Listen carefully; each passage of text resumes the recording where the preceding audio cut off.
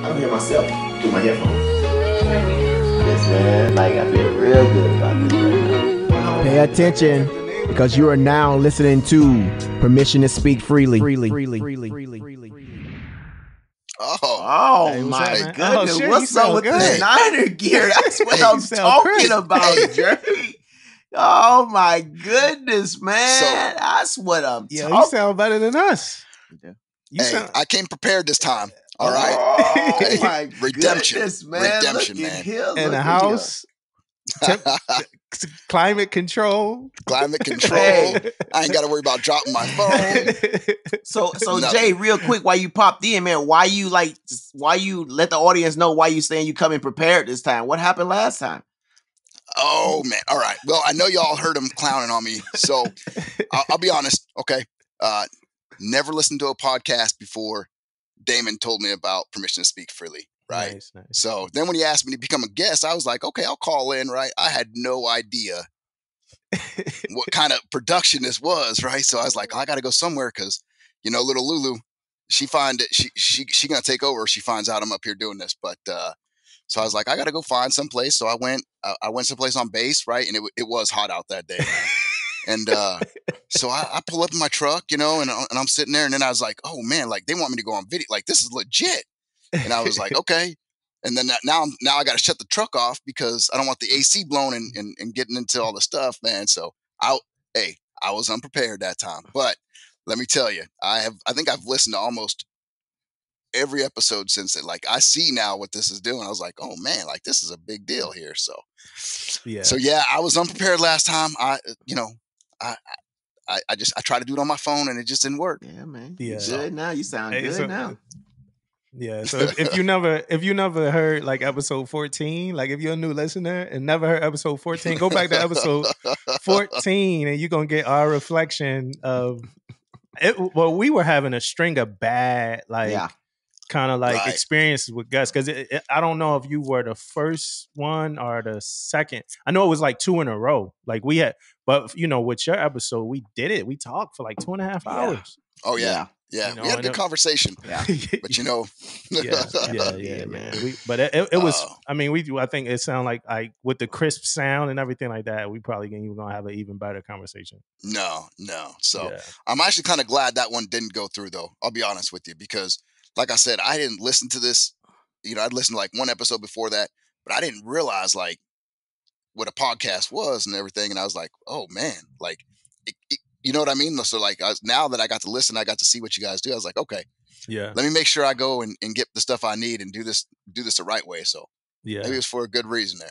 It's crazy because before you even came in just now, I was telling Damon, man, I got hacked on Facebook again. It's probably the second time I got hacked in like 2 months, right? And I like getting hacked. Like, so if I was to compare getting hacked to anything in the military, it's the urinalysis.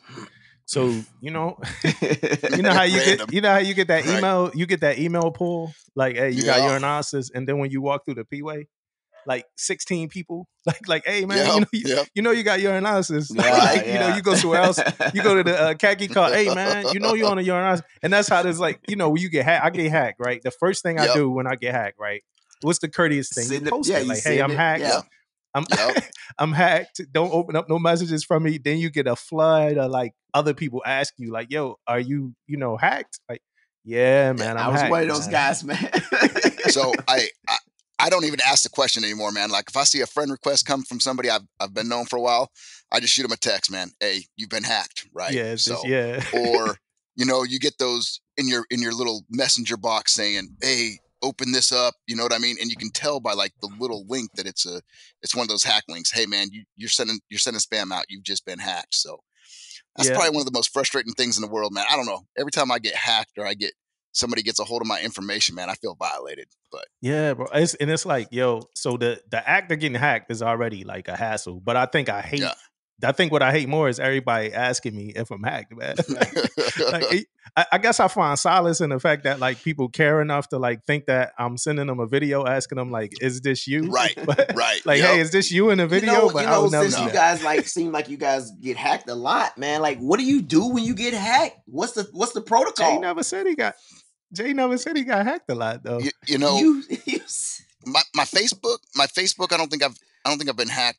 I think once or twice where you just go in, you change your password, stuff like that. I mean, I've been got other ways, like Navy Federal account, things like that. Oh, Like man.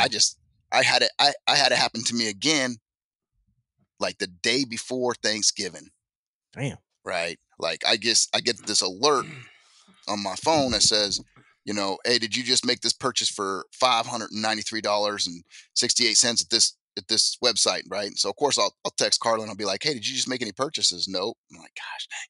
Then I'll open it up and I see, they already got me for like what was it? I think it was Lowe's, Amazon, and like something else, right? I mean, obviously Navy Federal gives it back to you, but I'm like, they cancel my card. Yeah. I'm getting ready to travel that day. Yeah, it's inconvenient. Now they just cancel my card. I got to go. Now obviously they made it easier to get renewed, but still, it's the hassle then.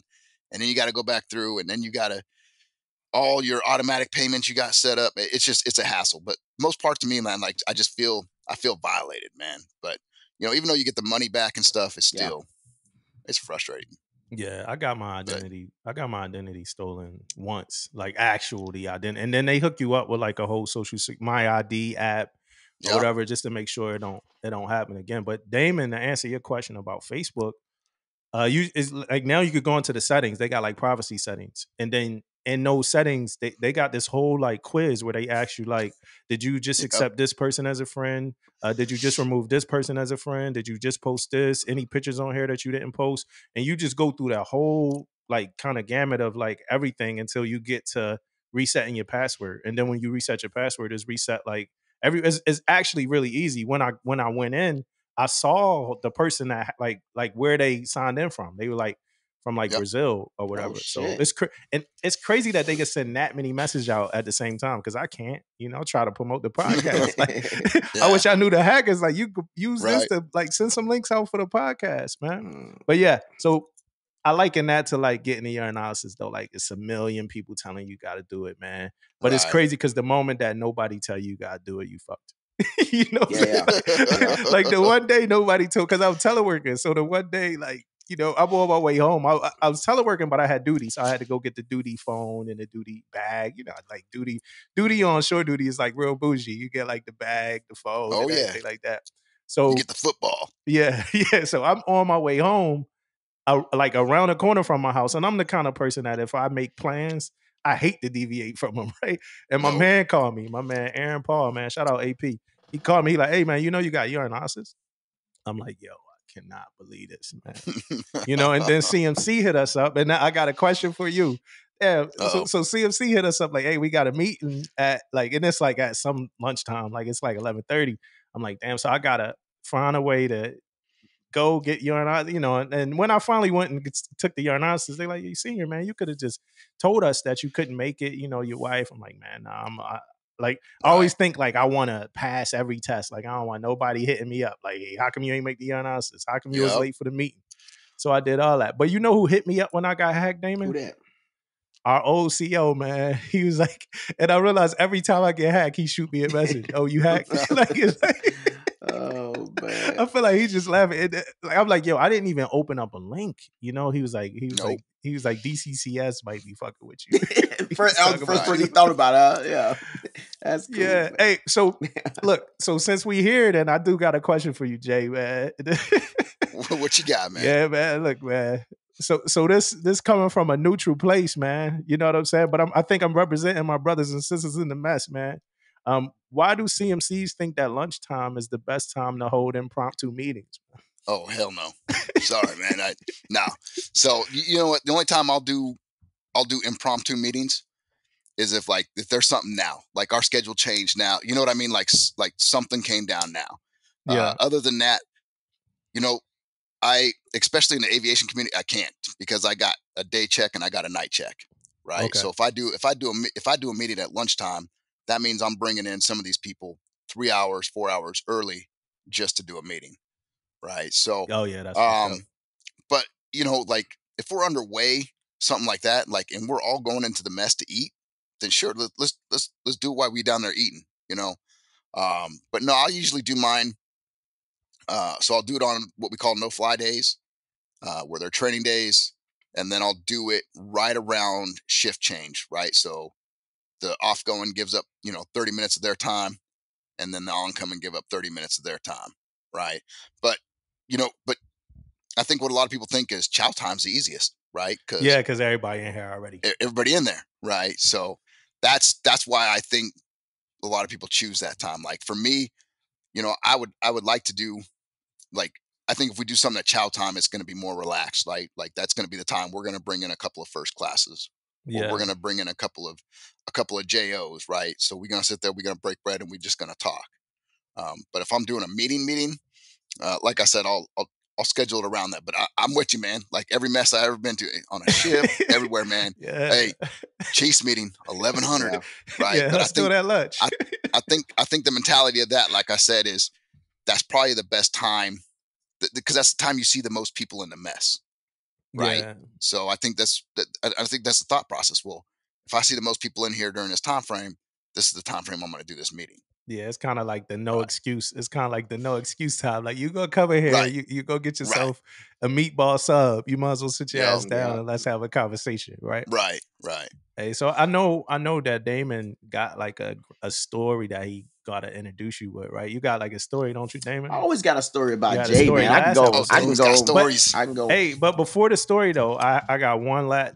Damon? Did you do like like anything for anybody this week as far as like being a good Samaritan, man?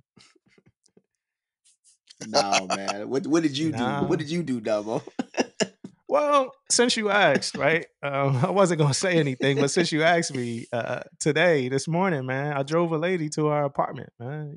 So it's 17 degrees outside out here in Maryland, like the morning, right? So I leave the gym early to do some stuff for my wife, right? So here I am again doing stuff for people. So I leave the gym early to go get some groceries for the wife, right?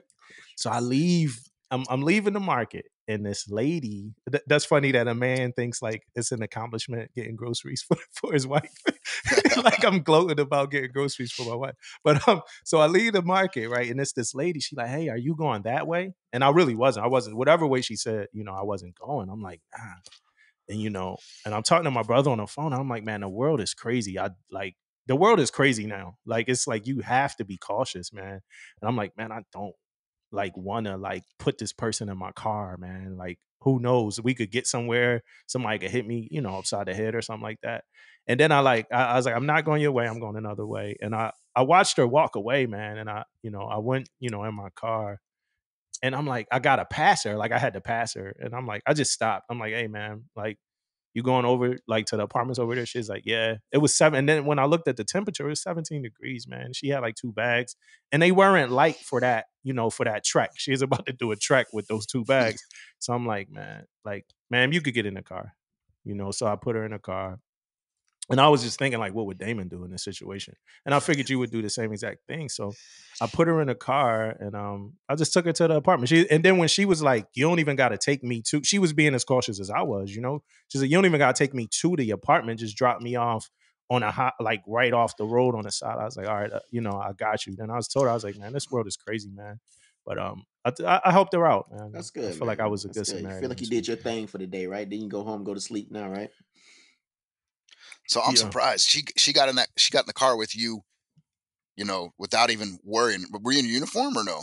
Nah, I had a command jacket on. Like Okay. my wife was like, she probably like noticed a command jacket, but I mean, I didn't, I didn't really think much of it. But I wasn't in uniform. She just came up. I think I probably looked like a decent, civilian, and she just came up and was like, "Hey, can you drop me off?" And I took care of her. It's nervousness, but I'm like, man, if if something happened to me doing a good deed, I'm going to heaven. You know what I'm saying? Yeah, man. I mean, like if something happened to me doing a good deed, man, my fate is good, man. No matter what I did yesterday, right? Hey, man, right. Hey. All right, man. Let's introduce this episode. Yeah, man. Right before Jay introduces himself, man, I want to real quickly tell people the story. And this is what I tell people about Jay and how we met. So I was a little young pup, man. I had just made chief, and then the next year, I get transferred to ATG Hawaii. right? So I'm there for maybe a couple of months. I don't know how long exactly, but then Jay comes to the command at ATG, and he's a chief also at the time. I just made chief. He was already a chief. He'd been a chief for a little while then. So when I get there, I'm just going through the ropes. I already got my eval. I already got this stuff that, my first eval out the way. But I'm still trying to find my place, in the mess, trying to find my voice, trying to find out what, I can help out with and all type of stuff I'm trying to figure out. I haven't figured it out yet. So Jay, which is a chief himself, he comes in and say, hey man, you need to do X, Y, and Z.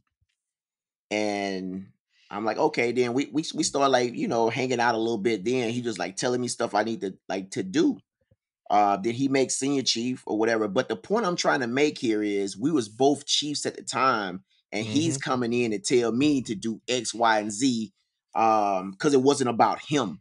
And you can't find people like that no more, right? And to this day, me and Jay probably one of my closest friends because of things like that, right? So when the next eval, I was number one at the command. You know what I mean? And it was reasons why I was number one at the command, of course. But at the time, man, like, who is this guy? He's coming in. He's saying do this, do that. But guess what, man? That's what we need now, man. Somebody who, can grab somebody, take them under their wing, and actually truly care about, that person and how it wasn't just me. It was more people in the office. It wasn't just me. He was telling, things like this, but I was one of the ones that was listening because I always wanted to be, do good or, or whatever the case may be. But I just want the listeners to know, before we get started, that that's what type of guy, Jay is, man. Like, he was most definitely there to help people. And that's why he's in the predicament he is now as a CMC now in the Navy, because of that thing he does, man. That's help people out. Yeah, man. So not further ado, man. Go ahead, man. Jay. You know what I'm saying? Hey, man. Thanks, David. No, man, if you in it for the right reason, right? Like everybody says, at a certain point, it's no longer about you, right? It's about everybody. And if the thing is if you a strong unit, right, you get more accomplished. So why hold what you got back? Like, I ain't competing against Damon. Sure, we were DCCs together, but at the board, they're gonna look at both of our packages, but like that's not a reason for me to hold something back from somebody. You know what I mean? Like, hey, I'll give you the way to do it, man. And I'll tell you how, and I'll give you the whys. Like, I'm gonna give you the same information that I got, right? And in return, Damon will give me information too. Like, hey man, what you know about this, man? What you think about that, right? So it's back and forth. Competition's always good. Like, and he'll tell you, when I first got there, I was in pretty decent shape, right? Like, we would go out for runs, and the first time I beat Damon on a run, he said, "Never again, man, never again." And he would go out there, man, and he would put in time and work, and it didn't last long, right? Because then he was doing laps around me. But yeah, that kind of competition's good. But when you there and you talking about someone's career, man, like, give them what you know. You know what I mean? Teach somebody what you have or what you've been through, right? Like, because I'll tell you, I learned a lot just by the things I did or didn't do. So I made chief in 2005, right? So by the time I met Damon, I'd been a chief for a while, right? And I knew, obviously going back through and learning the hard way, like, these were things I should have done, right? So when I get there and I see all these other chiefs there, and I'm like, hey, look, have you guys done this, this, and this? Because if I'd have done these things earlier, there would have been a good shot that I would have advanced earlier. You know what I mean? So trying to teach people, you know, through your mistakes, so they don't have to make the same mistakes, or what you've learned the hard way, so they don't have to do it. I think that's what a lot of this is about. Yeah, man. I think the real, like, beauty to everything is when somebody's receptive to that information. You know what I mean? Exactly. Not everybody. What made you receptive to the information, Damon? Because the biggest reason why, man, was because I was still trying to find my way, man. I was in the Navy. I had made chief, and yeah, DC from itself came second nature to me, but I was trying to be more than just a damage controlman. And that's one of the things I always talk about too, man. I say I'm more than a damage controlman, but I knew my leadership style needed some help. You know what I mean? Needed some help, like leading men and women. You know what I mean? Is different than being a good technician, being a good damage controlman. So I always thought I was more than a damage controlman, man. So I wanted to be the guy that people like look at in the mess and want to come talk to, but I wasn't there yet.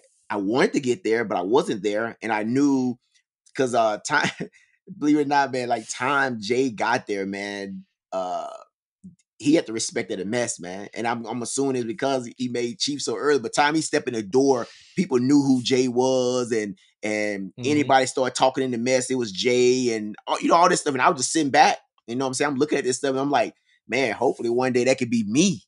The guys that people look up to and things like that. But it's funny when you watch how things shift, right? And I say that because where I'm at right now, I have such a junior mess, man. And I ain't never been every command I've been at, most of the chiefs, senior chiefs and stuff, like they've been at it for a while. You know what I mean? They've been into it for a while. But when I was at ATG, there was a lot of younger guys there. But now, that I'm here as a CMC of a mess, like I've, majority of my chiefs, this last time was their first time up for senior chief, and the other half they ain't even up yet. You know what I mean? So, so it's just weird because it's kind of like I think back a lot to the ATG days, right? Because I don't know what it was when I got on the DDGs and the cruisers and the LPDs, um, everybody in the mess, like they've been in there for a minute. Not everybody. You had a good mixture, but you had a lot of people who had been around for a while. And I don't know what it was, but in that mess, there was a lot of young chiefs, right? And the other part of that one, when I came in, so I that was my second tour at ATG. So when I came in the first time, I came in as a young chief, right? Like I just made chief. 5 months later, I left my ship and I went to ATG as one of those junior chiefs, right? So I got to see.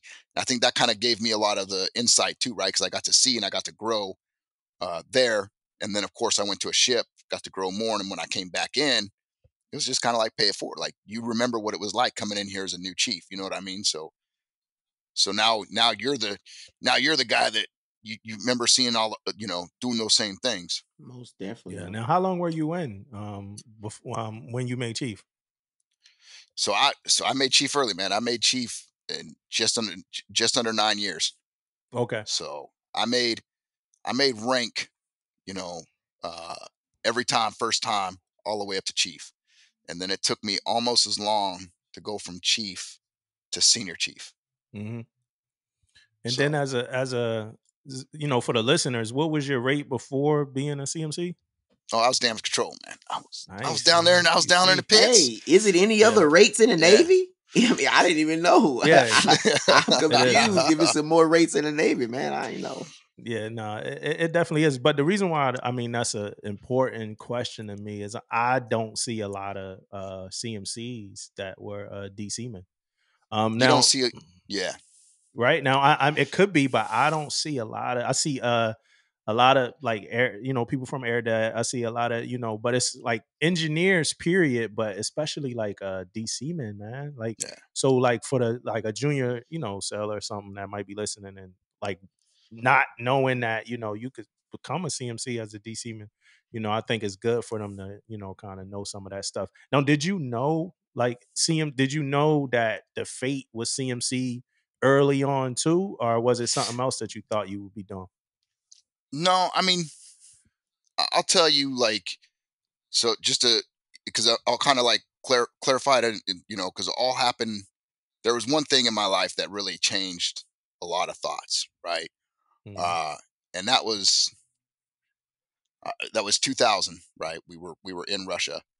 We were on a cruiser, pulled in, and my wife at the time was pregnant over in Japan, and the message that came through that she was going into labor early. Right now, I'm out on town. We're out there. We're having a good old time, and I'm a DC3 out there, and my senior chief got word. My master, obviously, the message came into the ship, right? And so my CMC, my DCCS, and a whole group of goats got together. Not knowing, they don't know where you're at. You don't have cell phones back then. You know what I mean? And they went out and they scoured everywhere looking for me, right? All these places. They were probably out there for 3 or 4 hours to find me. And then they grabbed me and, they brought me back to the ship. The XO had came back to the ship just to make sure that he did whatever he had to do to get me out of there. So at this point, I'm just thinking, I'm like, man, I'm a third class, and that's when I said it right there. I want to be a chief. I want to be that person that goes to those lengths. You know what I mean? To go out there and do what they got to do for their state, because they didn't have to do that. You know what I mean? Like, they didn't have to give up their liberty time to come out there and do that. XO didn't have to come back and make sure, that I had flights scheduled, that everything was set up and I was ready to go. You know what I mean? But just, it was that was the first time I think I had my changing point in the Navy, that I wanted to stay, right? But that was really my first time when I'd seen, and I was like, I want to do that. I want to be that person that takes care of those people, right? So I say that because that's when I say I knew I wanted to be I wanted to stay, and I wanted to at least be a chief. As far as the CMC route, that didn't. I'm gonna say that didn't come until later, until after I'd been a chief for a while, and after I'd been in the messes for a while. And I'll be honest with you, I honestly, for a little while there, I came to accept the fact that I was probably going to retire as a chief, right? And I was good with that. That, not saying I'd given up, but I'd also looked at it as I'd accomplished this. I'm okay with that. You know what I mean? And then when I made senior chief, I was like, okay, now I've got a shot to do the next level, to take it to the next level, do the next thing. So that's when, because I started applying for this program as a senior chief. I became a command senior chief before, obviously, I went to command master chief. So, and it took me, you know what I mean? Like I said, everything after chief, nothing came the first time, right? Senior chief took like seven times. Command senior chief program took me like 3 times, right? And then, I'd went up for DCCM a few times, not selected. And then I went up for, command master chief 2 times, and then I got selected, so, like I said, everything came with time, but I knew once I'd made senior chief, I had my foot back in that door again, and that's when I thought about it. I was like, okay, I still want to do this thing. I still want to go. I still want to go to this next level, and don't get me wrong, I love damage control. I'll always love damage control. Like, it wasn't that I was tired of damage control. It wasn't that I was tired of that. I just, I felt like I had more to give, and I want to try it at a different level. And this program wasn't around a lot either, though, right? So back then, this program kind of came out, and then people started the command senior chief program anyway. So it was not it wasn't even not that many years before you applied, right? No, it wasn't. So it was funny. I tell Damon this, right? Like, all the guys that were in my shop that were eligible for the command senior chief program, I talked to them about it, right? I was like, hey, you should do this, you should do that, you should do this. They did it along with me. They got selected, I didn't, right? So, and then I went, and then I put in the 1 year, and I took a break, right?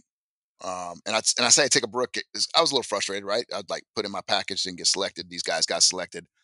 But then I was also working on my EAP qual too, right? And I use that as an excuse. I could have done both. But I took a break that year, and it was funny because I had this other master chief that was, one of my mentors for a while, and he's like, "Why? No, put your package in." Like, he was like, "If you don't put your package in, I'm gonna put it in for you." And so I was like, "All right, man, I'll do it again next year." And then I had to redo all the PQS again. David's been there, right? Because it expired, stuff like that. But that shows you, like, but that also sent a statement that, hey, I'm committed. Like, I've done this PQS twice now. Like, that big I'm ass committed. that big PQS expires 2 years, It does. in a year. Two years. After 2 years. Well, plus, that one and the fact that they changed it so much from when you did the last one to when you did this one, right? Yeah. But yeah, so I was like, I put it in, and then same thing the next year, right? The next time I put it in, I had a couple of guys I talked to about it. I was like, hey man, you guys should do this program. They got selected. Yeah. I didn't. I was like, man, what? Like, and they would, we would laugh. Obviously, not the day after the results, but we would laugh about it. Be like, man, like, we did this because of you. What are you doing wrong? And then it was funny because when I got to the ship and I put in, and I had a really good CMC there too, man. Like, but he showed me what I was doing wrong. You know what I mean? He showed me what I was missing. And then because I was working with another guy there, and I told him, I said, hey, Al, man, if you get selected and I don't, dude, like, I'm going to be pissed off at you. Right. Yeah. And we both got selected. So it worked out. So yeah. And not being selected is always a hard it pill is, to swallow, man. Yeah. I think sometimes as leaders we like feed people the BS pill. Yeah. You know what I mean? But like I've never not been selected and was like not like a little upset. No. You know what I mean? Bro. Just for like and some then, hours. hey, Like, hey. you right, man. I know we kind of like overlooked that a lot, man. But let me tell you, man, I am so freaking, like, when I don't get selected, I'm so like heartbroken. But it's not all about me, man. It's like you have so many sailors out there that want you to make it and think you should be there. They come talk to y'all. You got this, senior. You got this. You got this, chief. You got this, whoever. And then you feel like you let them down too. You know what I mean? So it's kind of like that type of deal, man. But I really like don't show that type of emotion. You know what I mean? Like in front of people, in front of whatever. But I will go back, man. I remember like going in 5 alpha, man, and I just sit there for a while, nothing moving, nothing saying, nothing, just sit there. You know what I mean? For a few minutes, man. Just sit there and was like, okay, all right, to get myself back together, and then I'm out and I'm going, and do other things. But I really have to just sit down for a few minutes, man, because because you feel like you let people down, man. And and I try to be as transparent as possible, because I agree with you, right? You can't call somebody in there and be like, oh man, it's okay, man. It's okay. I don't know why you didn't make it. We're gonna look into that. You don't tell them that, right? Like, you there. To me, I think you should be there more to listen than to talk. Yeah. When you tell somebody they haven't been selected, right? Because everybody takes it different, right? And like today we had the E7 exam, so I'll go for every exam we have. It don't matter where we're at, what we're doing. I'll go in there, E4, E5, E6, and Chief, and I'll go in there and I'll talk for a few minutes before they take the exam. Right? I think that's just something that we should do. And I had the guys and girls this morning taking the Chiefs exam, so I went in there and talked to them for a few minutes. And I told them, I says, hey, look, I would love to tell you all that you all pass this exam and every single one of you are going to be Chiefs. That's not how it works. You all know that, right? So as much as I'd like to see you all in the Chiefs mess this next year, not every one of you are going to be there. But I tell them, this is your first step. This is your first step. You got to get that, everybody says, that ticket to the dance, right? So this is a process, right? But when these results come out,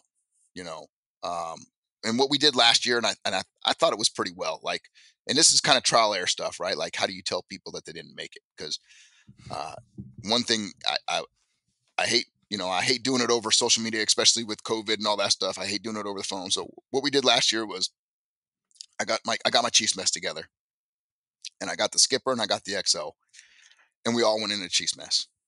And then we brought every first class that was board eligible in one at a time. And there was no order, nothing like that. Like, hey, we're going to bring all the guys that made it in first. We're going to bring, you know what I mean? Yeah. And we didn't have them all standing outside there so they could hear, you know what I mean? But we would bring them in, and we would tell them right there, right? Some people liked it as far as the mess. Actually, most people liked how we did it, and there was a few that didn't. Like, man, like, you just brought them in front of everybody and told them, no, I brought them in front of the Chiefs mess You know what I mean? They see that the Chiefs mess is sitting here right now, and depending on how they looked, a chief or two would break off and walk out with them out the other door, and have just be there to listen to them. But it's hard because there's no formula for that one. You know what I mean? Yeah. You know what? It's rough. Yeah, It's tough. my experience with it, Jay and Damo, man, is that they know it's coming. They know the talk is coming, right? So once I come in, I call them in there. Believe it or not, man, because maybe because of the relationship I have with my first classes already. Time I call them in there, it's more like, I'm good, senior. I'm good. I'm good.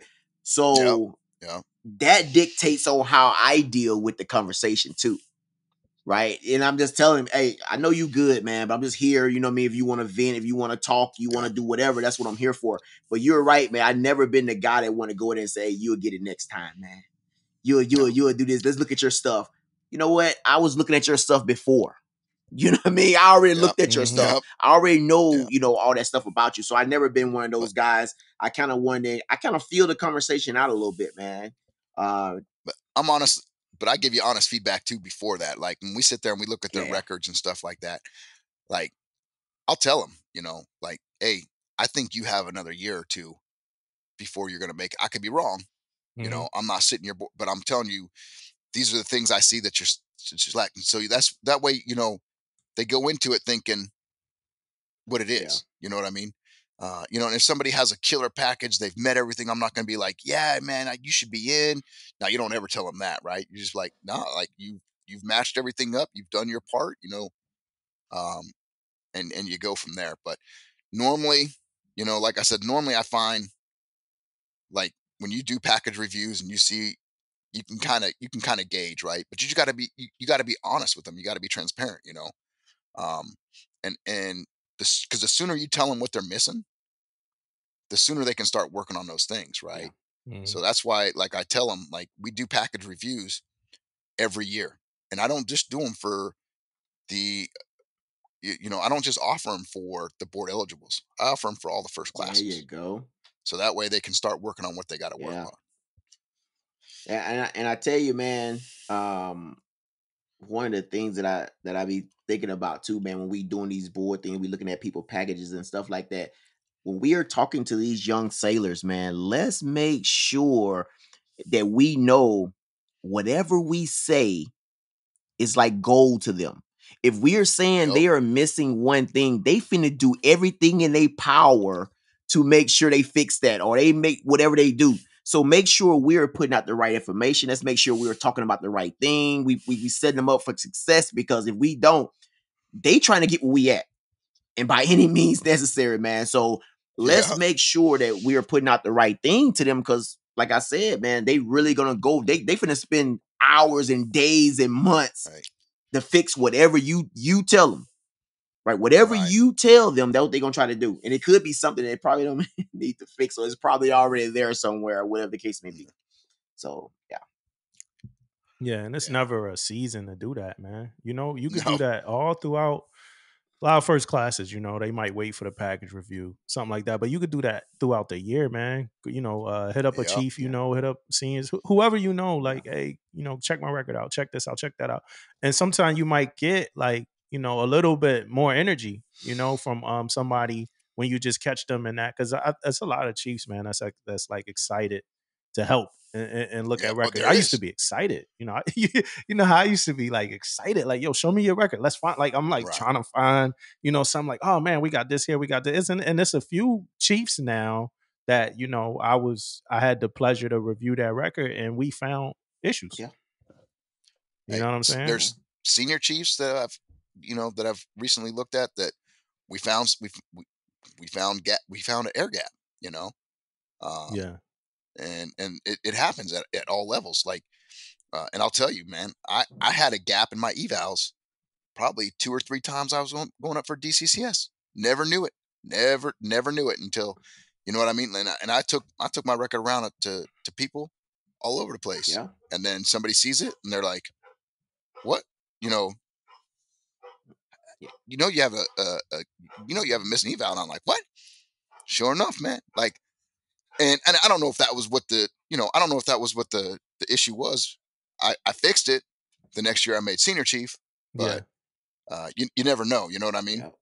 Yeah, I had some issues too. But I mean, hey, good luck to everybody that's taking it, that took the exam today, and everybody that's going to be taking the exam. Definitely. Hey Jay, so that ninja, right? That ninja that was out. Man, China Lake. Yeah, did that impact you guys at all over there? Because you were stationed over there, right? It's funny. I was not there no more when that happened. But the guy that relieved me gave me a phone call, and he's like, "Hey man, you're not gonna believe this shit." I said, "Man, it's China Lake. You can't tell me. Like, there's nothing you can tell me about China Lake that will surprise me." Yeah. Right. So yeah, like I'm telling you, man. Those are the types of things that happen up in the high Mojave Desert. Like, luckily nobody was severely injured when that happened. But I mean, so what happened? What was the whole story, man? So, like what pretty much what y'all heard, right? This person dressed up straight up as a ninja,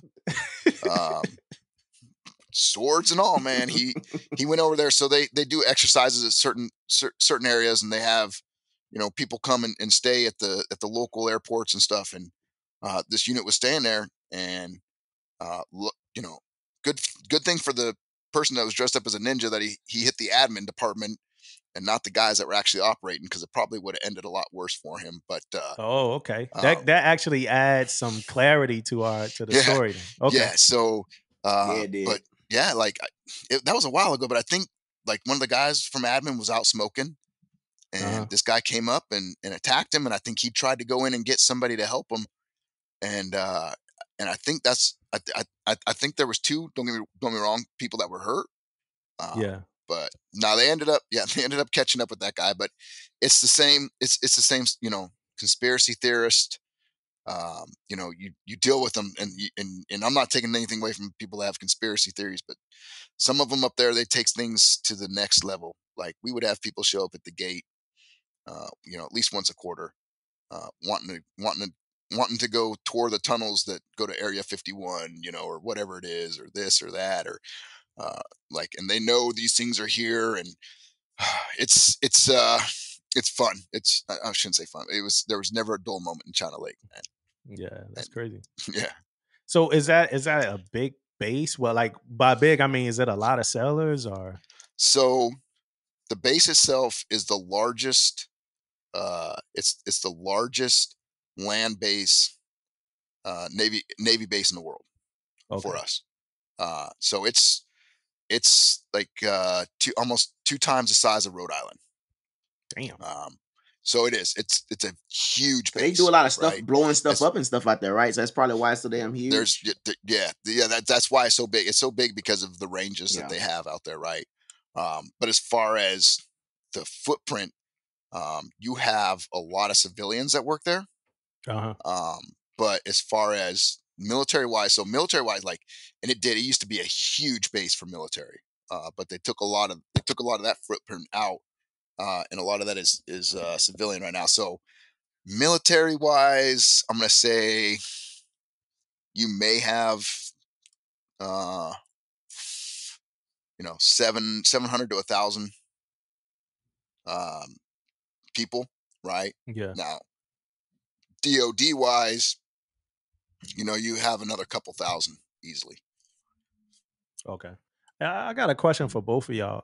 It's something that I've been seeing. Like, I'm not sure about it, if it's like if anybody else is experiencing it, but like command involvement. From what I'm seeing, and I think it's good to have you on here, Jay. But from what I'm seeing, it looked like a lot of sellers. It looked like that's going down. Period. Like, it looked like we might want to try to figure out like new, fresh ways to get sellers like wanting to do things at commands, like the days of the MWR bake sale, is over. And that's what I'm thinking. But I want to know, what y'all think about that. Hey, I'm all ears, man. I'm all ears. Like, it's funny because we have these conversations, right? I think we use COVID more for an excuse now, for everything, because it's easier, right? Because it's frustrating. So we had set up to do a command holiday party, and we'd set it up for January because we were gone for all of December, right? Yeah. So he's like, we're going to do this thing in January. We, set up, but it didn't seem like everybody was into setting it up, right? Like everybody was into making this thing happen. So it was a Yeah. lot of push, but it's true though. It was a lot of Yeah. push, and we got it. And then of course, last minute, because of number spikes and things like that, you know, we couldn't do it, right? But it was the lead up to it that made me realize, like, what are we doing? And then, but you also realize, like, for a lot of these sailors, they ain't never been to a command party, right? And you look Hmm. at it because, uh, you know, this year's COVID. Year before that was COVID. I think the year before that, the year before that they were deployed. You know what I mean? And so now you have sailors that's been at one command for 3 or 4 years. They don't know what a lot of these things look like. Yeah.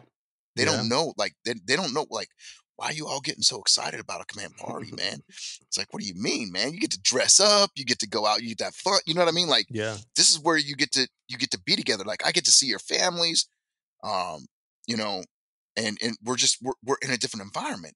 But you step back and you're like, they don't know what to expect, because a vast majority of your command now, because it's been 3-4 years, haven't seen that.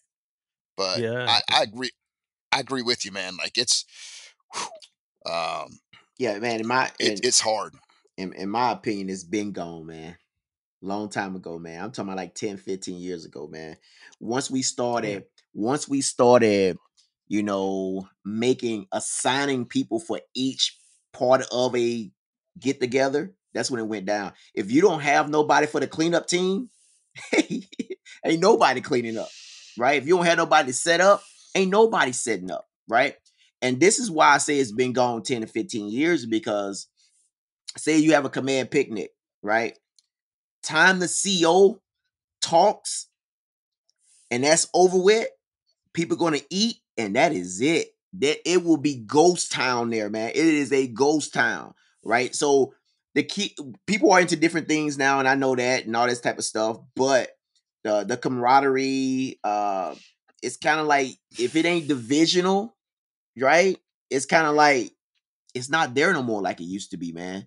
And I'm just being honest, and somebody can correct me, and you guys can hit me up or whatever you want to do. But I'm here to tell you, man, that's what I see, man. No one wants to volunteer for anything no more. Nobody wants to stay around for anything. It's like the first when I first get an opportunity to leave, I'm leaving. Right? That's I kind of how. mean, I would. See, Say again. No, I was gonna say like I more so want to know why from like the junior sellers, Yeah. like because like example, right, we were going through the Chief season, right, and we had to fundraise. This was like when we we still had to fundraise, so somebody did a GoFundMe, right, and it's like the times are changing, right, so somebody did a GoFundMe and they got that money fast. You know what I'm saying? Like so they want you to go clean up, go wash cars, go do all this stuff. Somebody did a GoFundMe and they had the money, so then the mess the mess had to come back and be like, yo, you can't do a GoFundMe. no, We want you to go. It's like, yo, like times have Yeah. changed. Like this person, a GoFundMe is a fundraiser. Yeah. You know what I'm saying? right. So it's like, how do we attract young sellers into like what type of event? Like we when we had the Nintendo, is it the Wii? That's the latest one. Yeah. So when we had the Wii things, like you could get a bunch of sellers on a Mestex and they not even like playing games like on the same system. They like playing on their own system, but like that packed those Wii tournaments would pack But that's the mostly like Mestex, on man. deployment or you own the ship. I'm talking about Yeah. going somewhere else from a Shore different duty. location. It's tough, man. It's tough. See, Oh yeah, no, that ain't I happening. agree. I think, because I disagree with you a little bit, Damon. Like, I say, when you're on a ship and stuff like that, like, it's easy. Like, you still see big participations, right? And well, I haven't been on a ship in about 3 years, but last time I did events on the ships, right, you still had pretty good participation, especially when you were in other ports and you were out to sea, right? Yes. And I see the same thing with the squadron.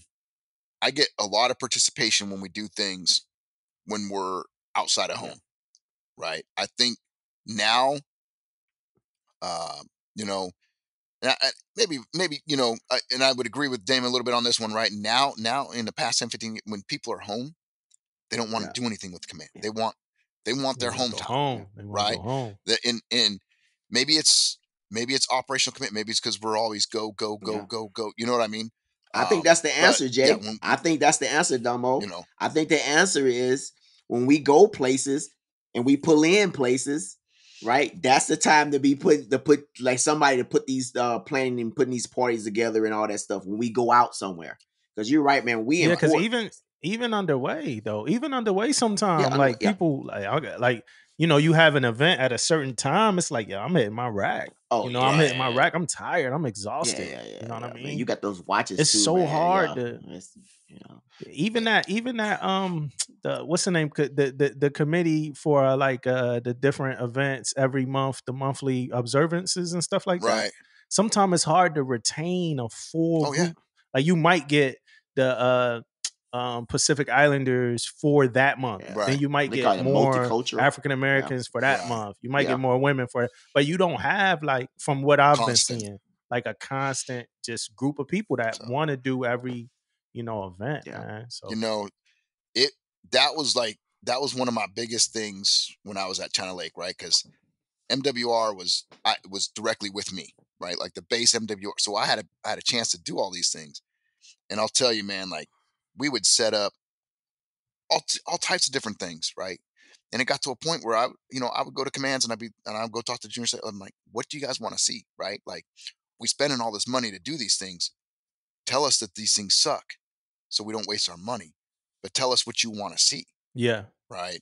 And it was, and it was the same thing every time. It was, oh, well, we didn't know about that. I'm like, well, we just put it on Facebook, we put it on Twitter, we put it on this, we put it on that. Like,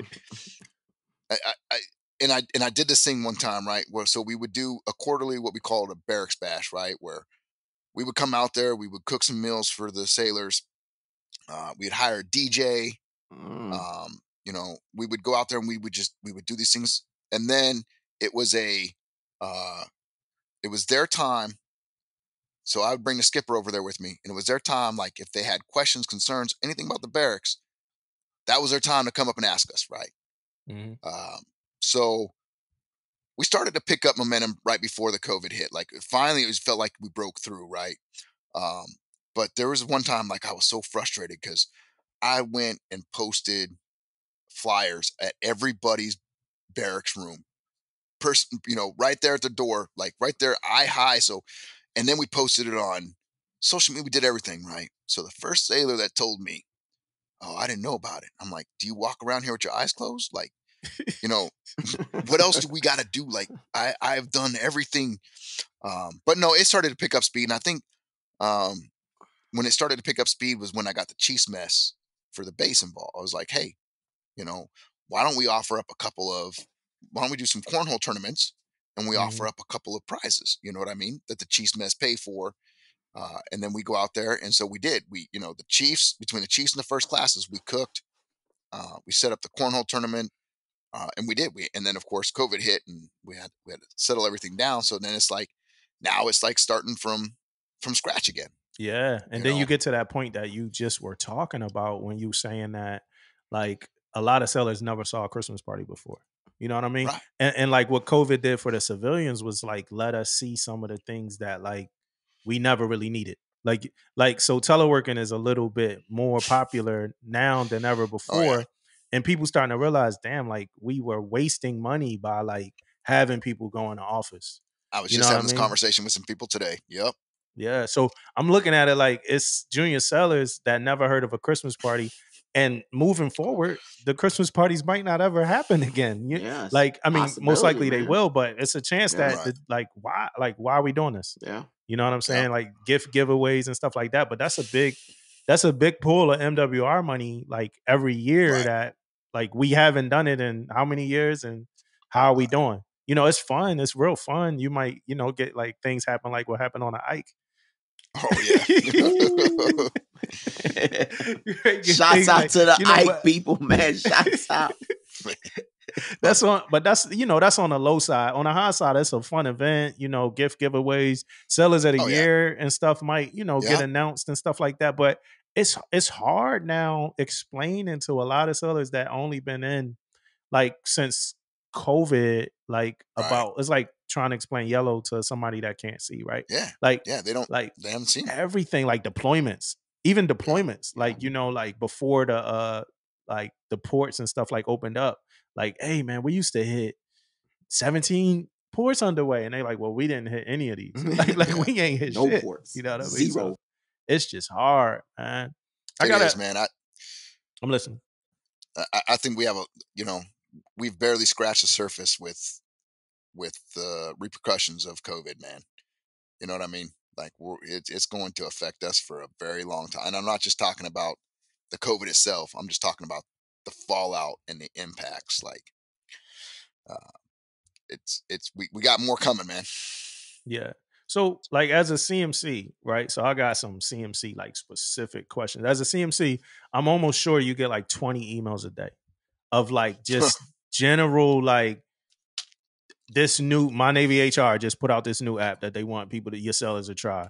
This other general information, this information, like how do you scale? Like do you look at all of it? And then on top of that, you still got your, you know, your sellers that, you know, you got to take care of, probably your meeting with, you know, the chain of command meeting and stuff like that. Like how do you prioritize all of this stuff?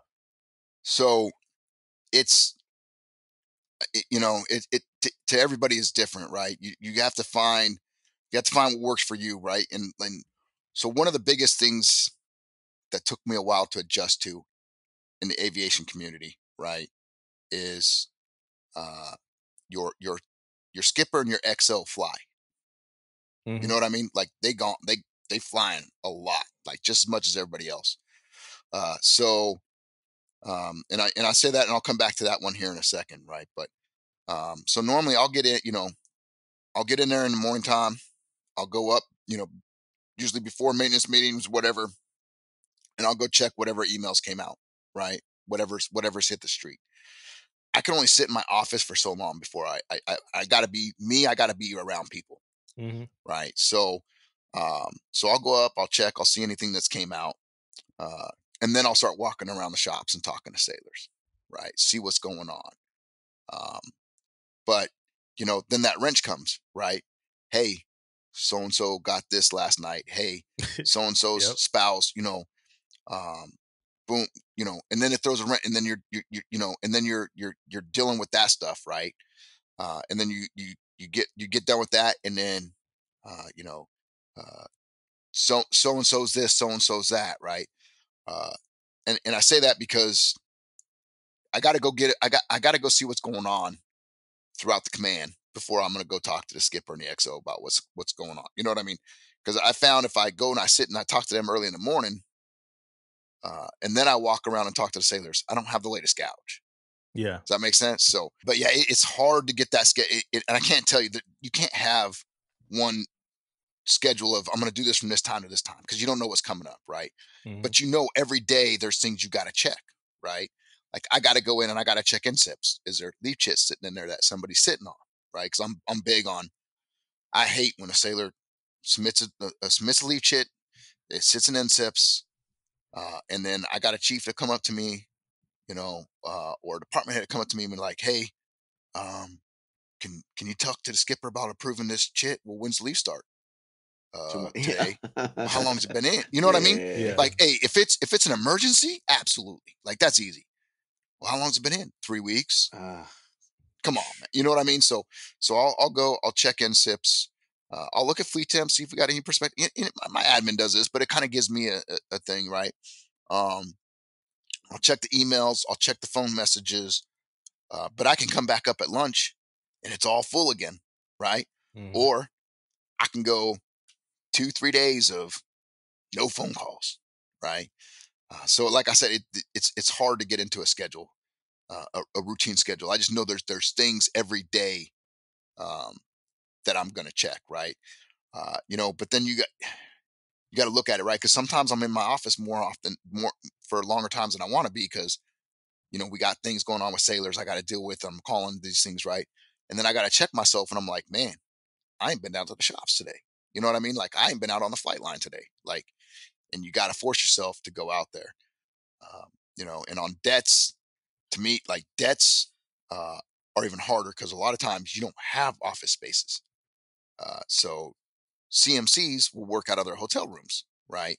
So then it's like, okay, I'm going to the flight line for, for 3-4 hours, and then I'll come home at lunch, back to my hotel at lunch, eat lunch, check my emails, and then I'll go back out because now I've got night check out there. You know what I mean?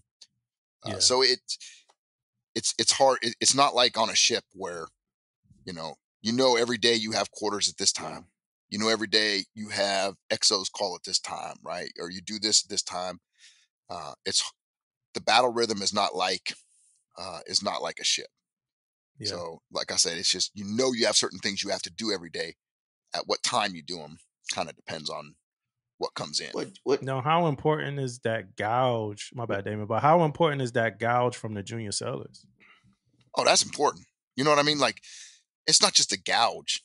It's talking. It's talking to them. It's going down there seeing. You know what I mean? The face. For me, it's the FaceTime, right?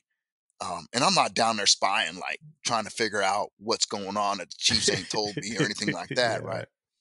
But to me personally, I think that should be our biggest part of the job, right? Is being down there talking to them, seeing what's going on. Because, it could be, because, you know what's going on with your command, right? So you talk, and you pass the sailor and you're like, hey, how's it going? And some of them are going to see counseling, right? And you're like, hey, how did that counseling go? Oh, Fleet and Family canceled on us again. What? They did what? You know what I mean? Because they ain't going to come up to your office and tell you, even though you tell them if you have problems, come tell me. You got to ask. Right? What do you mean they canceled? Okay. You know what? Let me go take care of that for you. Right. And it's not just those things, but it's the day-to-day conversations, like what's going on with you? How you doing? And I'll spend a lot of, now I find that I got to spend I'm not going to say less time with the sailors, but I got to spend more time now out there talking to the chiefs. Right. But yeah, you want to see, you want to know what's going on with your command. You go down into the shops and you talk to the sailors and they'll tell you, and that's where you get your best input. Now, don't get me wrong. I'm still going to take that input back to the chiefs and we're going to discuss how we're going to go forward, or what are we going to do. Right. But I think it's just as important to them as it is to me. Like I said, I cannot sit in my office, man. Like, I've got to be out there. So that's why, part of me says I'm probably not the right person for this job, because I can't just sit in front of a computer for an hour and check emails, right? Like, I've got to get out there, and but to me, that's the most important part, right? Is out there is the sailors, what they doing, how they doing. So yeah, I mean, there's not a book, right? Like that's the thing that sucks, right? Because you sit down and you talk to people. I've talked to Damon for hours about this program, right? Which we're going to talk. Hey, we ain't done yet, because I got a question for you on this one too, right? But okay. There's not a book, right? Like, you have programs that that have to work, that are not fail, right? Like, your career counselor programs, right? Your PAC sailor programs, your sexual assault programs, your SAPR programs, your DAPA programs, your SIMEO programs. Like you've got to be involved in them. You've got to know them. But the biggest thing to me about those is you got to trust the person that you put in charge of those things, right? So yeah, there's programs that you always got to check into. You know what I mean? And I'm not gonna lie to you, like, I miss messages every now and then, right? But that's what I got those people for. Like, hey Jay, you see this new message about UPC about how we're changing all these things? No, man, like, good catch, right? Yeah. Like, okay, I've already got the ITs going down here doing this, and they come and fill you in, and that's the way it should be. But yeah, when you're a CMC, you walking around, you doing your thing. It seemed to me a lot of times that JOs or whoever, junior sailors or whoever, want to come stop by your office because they may be scared to go talk to the XO or the CO, right? So how do you handle that, man? Because I know, especially JOs, I know, like, man, my XO hard on me. I'm gonna go to the next route. Hey, CMC, can you look at this for me? Can you go see is my lead chick? Can you go see is my package or something I put in is still in this box and stuff like that? So again, right? Like, and I will tell you, because it's night and day from SWO to aviation, right? You don't really see that in aviation. Okay. However, it's weird because like you have what we call the ready room, which is all the pilots, right? And we're a single seat squadron, which means you don't have the backseat air crew. It's all just pilots. So I want to say we have like 14 in the ready room.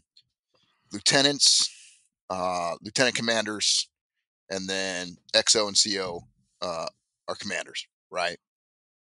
But they're all so close that you don't see like if you had a DCA, right?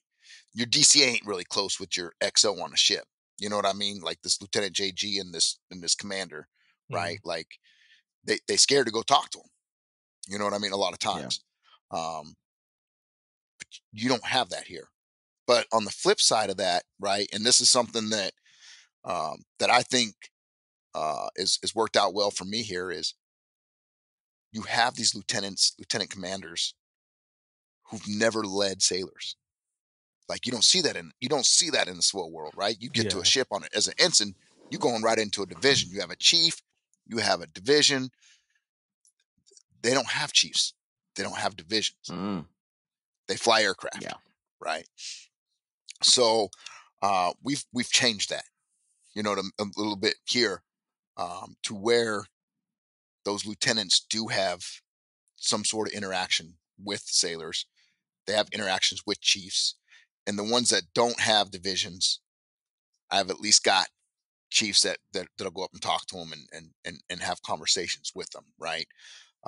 But it's funny because our maintenance officer, who was a commander, right?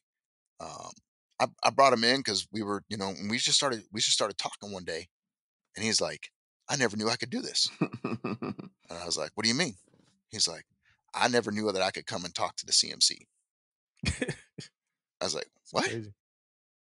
He's like, "Well, yeah, like I didn't know this was available to me." And I was like, "Hey, yeah, like come up here anytime you want, Mo." And then he's like, "Really?" I was like, "Yeah." So he would stop by my office like once or twice a week, right? And sometimes he was asking for advice. Sometimes he just started shooting the shit. But it made me realize like they don't get that interaction. They don't know. So, and I would go talk to the skipper and the XO and I'd be like, "Hey, look, we have to interact more with the pilots and the chiefs. Like we've got to."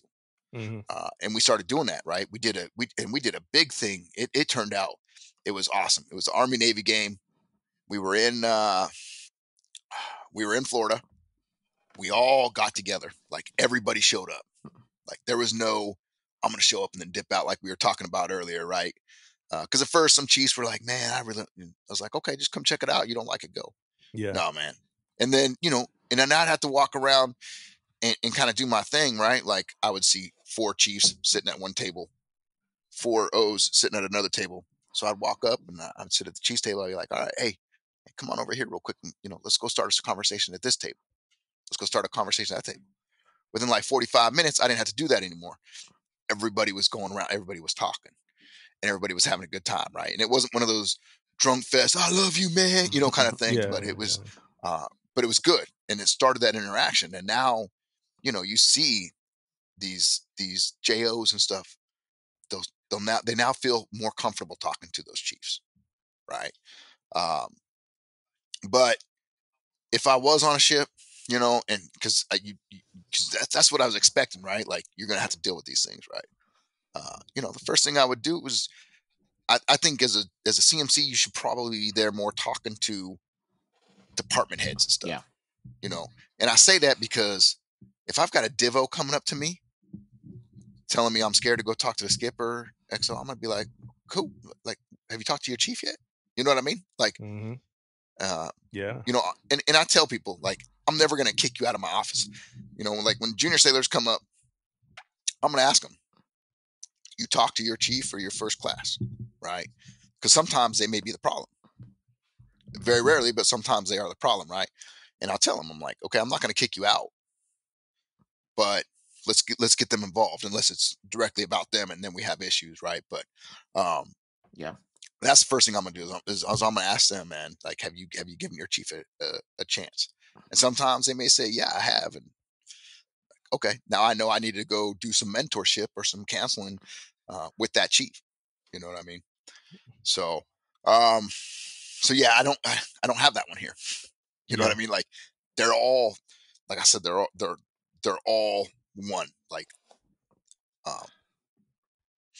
yeah. Now I wanna get clarity on something real quick with like CMC orders, right? How do y'all just get sent anywhere like that somebody want y'all to go, or do y'all get like the lion's share to pick where you want to go? Lottery picks, So, man. They get them lottery picks, man. You know. So, you know, we get what we call a weekly, right? So first off, when you go for this program, you have to sign a page 13 saying that you're worldwide assignable. Yeah. And that's become a big thing because people will sign that, they get selected, and then they'll say, hey, I need to stay in this place or I need to stay in that place. You know what I mean? And then that creates tension because it's like, no, man, like you just said you're worldwide assignable. Like, Yeah. The detailer will work with you as best as they can to get you where you want to go. It's not like the detailing out there where, no, man, that's cool, but I need you here. You know what I mean? Like our detailers. Yeah, exactly. Right. Yeah. They'll work with you as best as they can. Yeah. So we get this thing comes out every week. Actually, we just got one today. And obviously we call it the weekly, and it shows you all the orders that are coming up in the next few months. Right. And it'll show you the new orders, you know, the jobs that just became available. Mm-hmm. And this is for, you know, all 05, 06 commands. And it'll tell you like post, like you have to do an 05 command before you can do this command. Right. And then you have a whole nother section that's about flags and stuff, like, you know, going to get selected for the flag officer tours and things like that. But that doesn't come out on the weekly. Like you have to get slated and then thrown into a hat. That's another process that I don't even think I can talk really intelligent on because I haven't been through it yet. Right. Okay. But we get like I said, we get the weekly, and then, you know, you tell, you know, you tell that you sometimes you can contact your ISIC and be like, hey man, I'm thinking about applying for this job, you know, and your ISIC will be like, okay. And the detailer will tell you sometimes like, hey, talk with your ISIC, or talk with so-and-so. And then you tell the detailer, hey, this is where I want to go. Right. It's way different than any other detailing that we've ever been through. Right. And I say it because, you know, your orders are for 3 years. Yeah. Very few people stay where they're at for 3 years. Yeah. That was what I was going to ask you. Like, cause you can move like at a moment's notice or something, can't you? You can. So, you know, when I was in China Lake, right. That was, you know, that was a 3-year billet. But once I made 9, you know, and you talk to your skipper, and skipper's like, yeah, man. And then when I'd called the detailer after I made 9, he's like, hey, I just hung up with the guy that wants to take your job. And I'm like, somebody wants to come to China Lake? You know what I mean? Like, because seriously, like, that's how I got into the China Lake. Nobody wanted to take those orders. And it was a different detailer. I ended up, I was supposed to be released from the San Diego before, and the top sniper got hurt. Mm-hmm. So after I'd gotten what they called soft copy, my top snipe got hurt, and my skipper was like, look, I need you to stick around for a little bit longer. It's like, cool, you know what I mean? And then that kind of pissed off people because I wasn't able to take the orders I'd originally asked for. So when I came back around and we got a top snipe and skipper said, you can leave. It's like, cool. He's like, I got China Lake. I'm like, okay. I was like, I've already been overseas, bro. He's like, he laughed. He did that, right? He's like, no, man, it ain't overseas. It's in California. And I had to Google that shit, man. I was like, what the? But I called the dude that was sitting there, right? And he's like, this has been on the docket for 9 months. He's like, you're the first person to ever at least call and see what it's about. You know what I mean?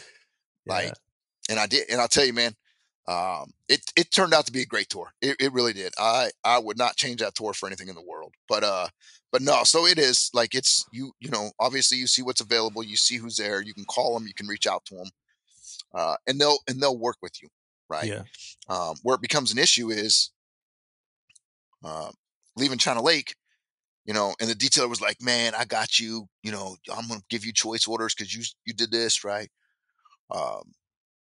So when it came up time for me to go, for like 6 months, the detailer was sending out, hey, look, if you make 9, and he was sending it to everybody, you make 9, you're going to Lemoore, you're going to Lemoore, you're going to Lemoore.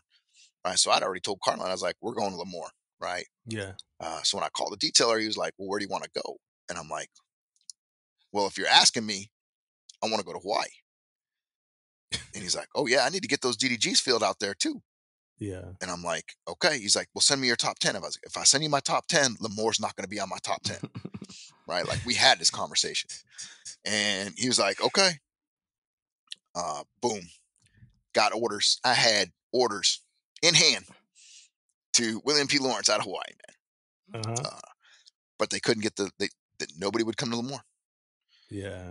So finally I called him back, because, and he was going back and forth. And I was like, look, man, like, I need to know, like, if I'm going to Lemoore, you need to tell me now so I can tell my family. Yeah. Like, let me know. Like, it was funny, right? It was funny because he was like, your wife's going to hate me on. I'm like, yeah, man. Because at first when we talked, I was like, man, you just made my wife happy as hell. You know what I mean? He's like, your wife's going to hate me now, aren't you? And I was like, man, you ain't the one that's got to go explain to her that she's not going home. She's going to Lemoore. Yeah. So, but again, it worked out. Like, I got a great command. I've had nothing but awesome skippers and XOs so far since I've been in this gig. Right. And, to me, that's unusual, but, Lemoore worked out for me. And I think everything happens for a reason, man. I really do. Right. My mom just passed. She was sick. She just passed away, December. Right. So had I been in Hawaii, I wouldn't have been like here. I'm 2 hours from home. Yeah. You know what I mean? So, had I been in Hawaii, it would have been a lot more difficult. So, like I said, I'm not mad about it. I think everything happens for a reason. But yeah, they'll, sometimes, they'll tell you, like, they're never going to be like, hey, here's your orders. You know what I mean? Like, this is it, right? Like, you get to see that sheet and you get to see what's out there, and you call and you talk. You know what I mean? And a lot of it goes to, if you really want these orders to go to this place, is your skipper going to be willing to accept a gap for you? Sometimes they will, right? Yeah. Sometimes they'll be like, you know what? Hey, senior, you busted your ass here. Yeah, I'll take a 3-month gap so you can go fill this because I know this is what you want to do. And then you call a detailer, and the detailer's like, all right, cool, I got you. Yeah. Yeah. So y'all get evals from the captain? Oh, yeah. One of one?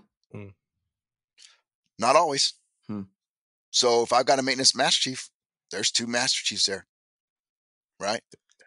If you want to ship and you got, usually what, an FCCM, somebody like that, or BMCM, like you ranked against each other. Yeah.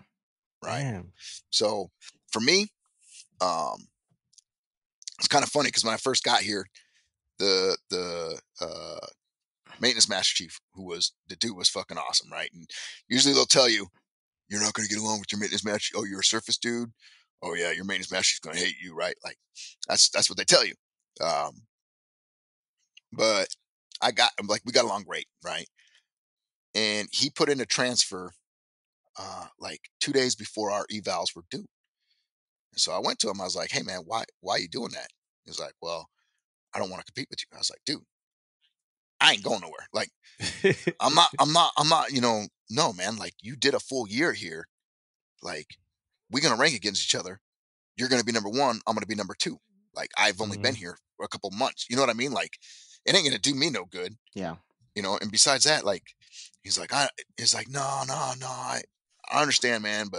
And he's the same way. He's like, well, I'm not going fucking CMC route, so it ain't going to do me no good either. Right. So, but yeah, because you don't always see that. Right.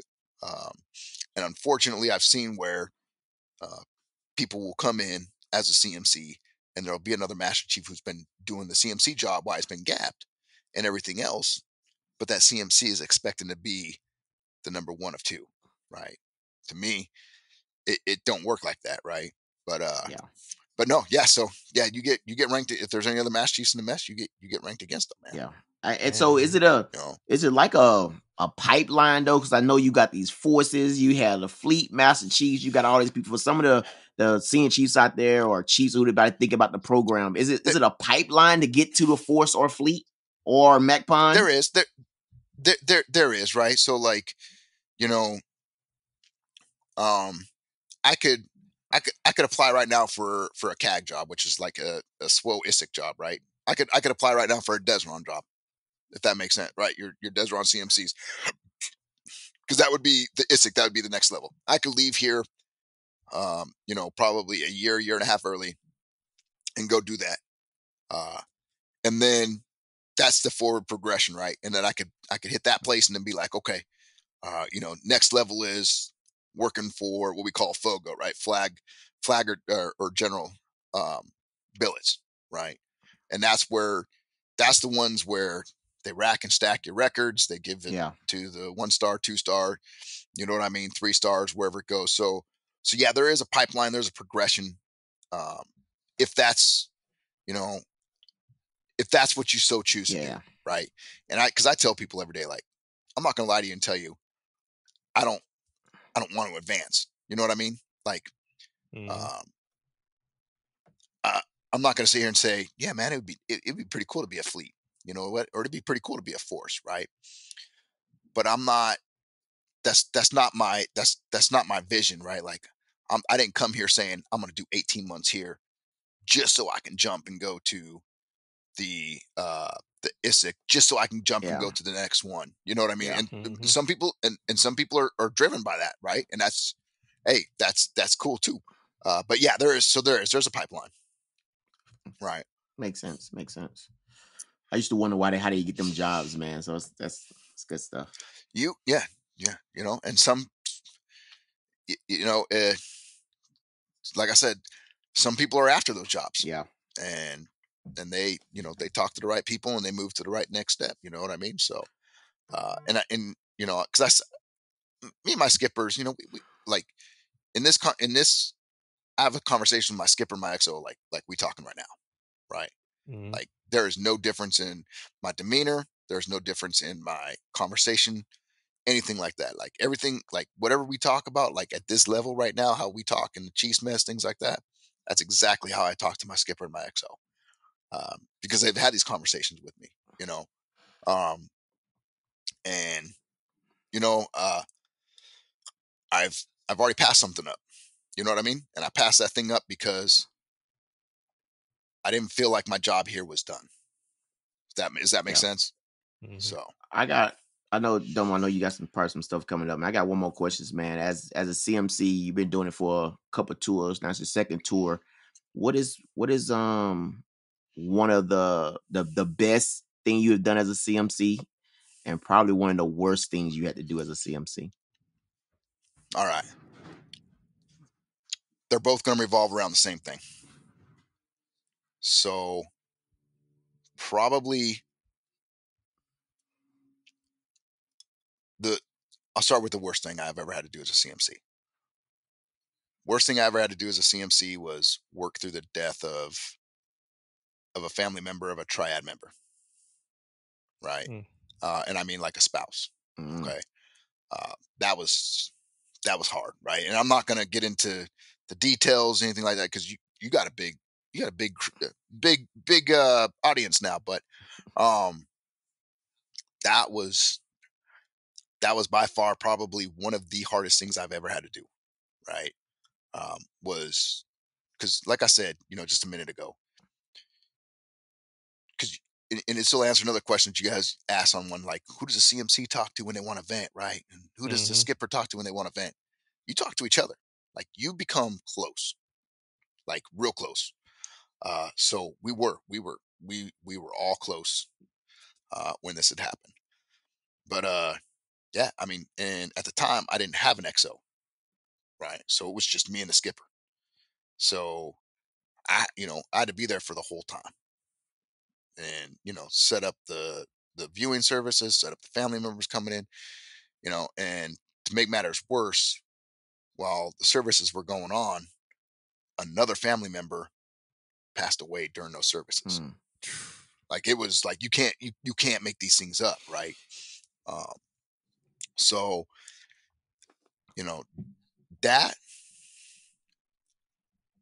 I would put that as a close one. That one and the earthquakes, and it wasn't the earthquakes themselves. It was the families and the impact it had on them emotionally and stuff.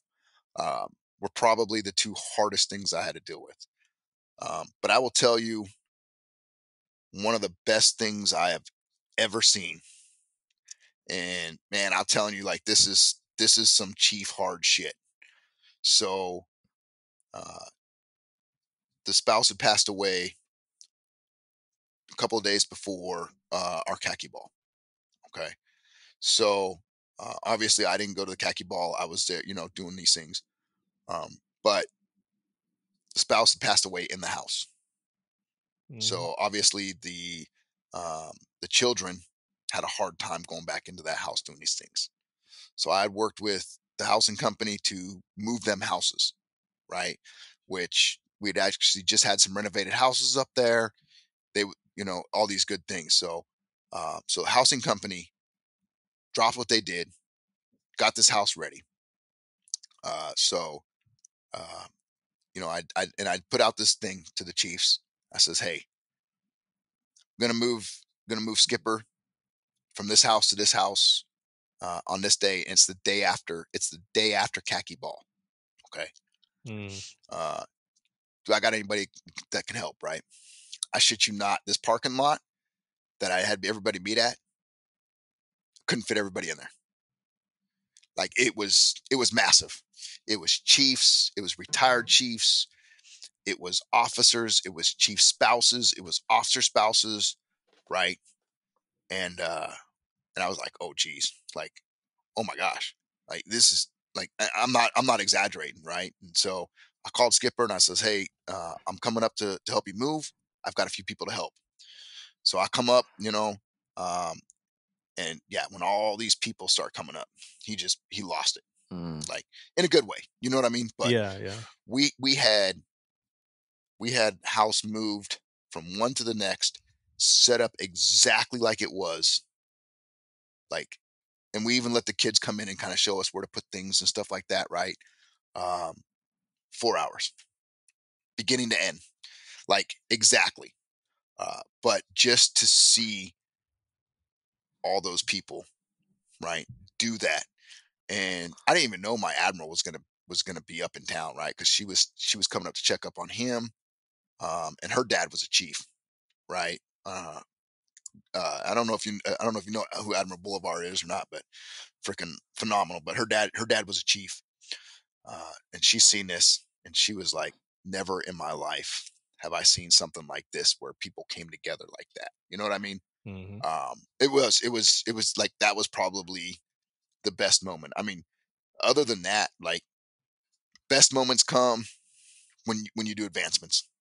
You know what I mean? Yeah. When you do advancements, when you do maps, when your sailors win special leadership awards, or they go outside the command and they win awards. Man, those days are like the best days you can have, man. Yeah. My questioning is more into the Chiefs mess now. Like, I want to get into, like, the mess, right? So in our last episode, we talked about like, let's say I'm a newly reported chief. I just get to the command.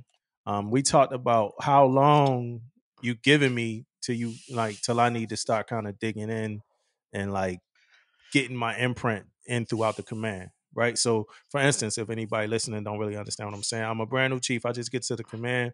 I'm trying to learn my division. I'm trying to figure out my job. I'm trying to, hey, you want to get involved in this? Nah, not right now. I'm trying to do this. I got to do this. I got to do that. As the CMC, how long you giving me to you like, hey, brother, it's time for you to start, stepping out of just being in the division and start kind of doing some more stuff around the ship?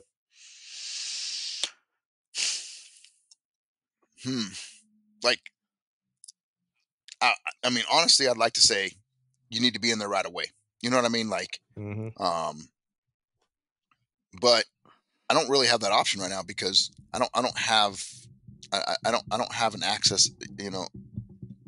I don't have an inventory of chiefs. So as soon as you get there, like I'm looking right, hey man, I got this ATC coming. Like I'm already writing next to their name what I'm thinking about asking them if they want to do, right?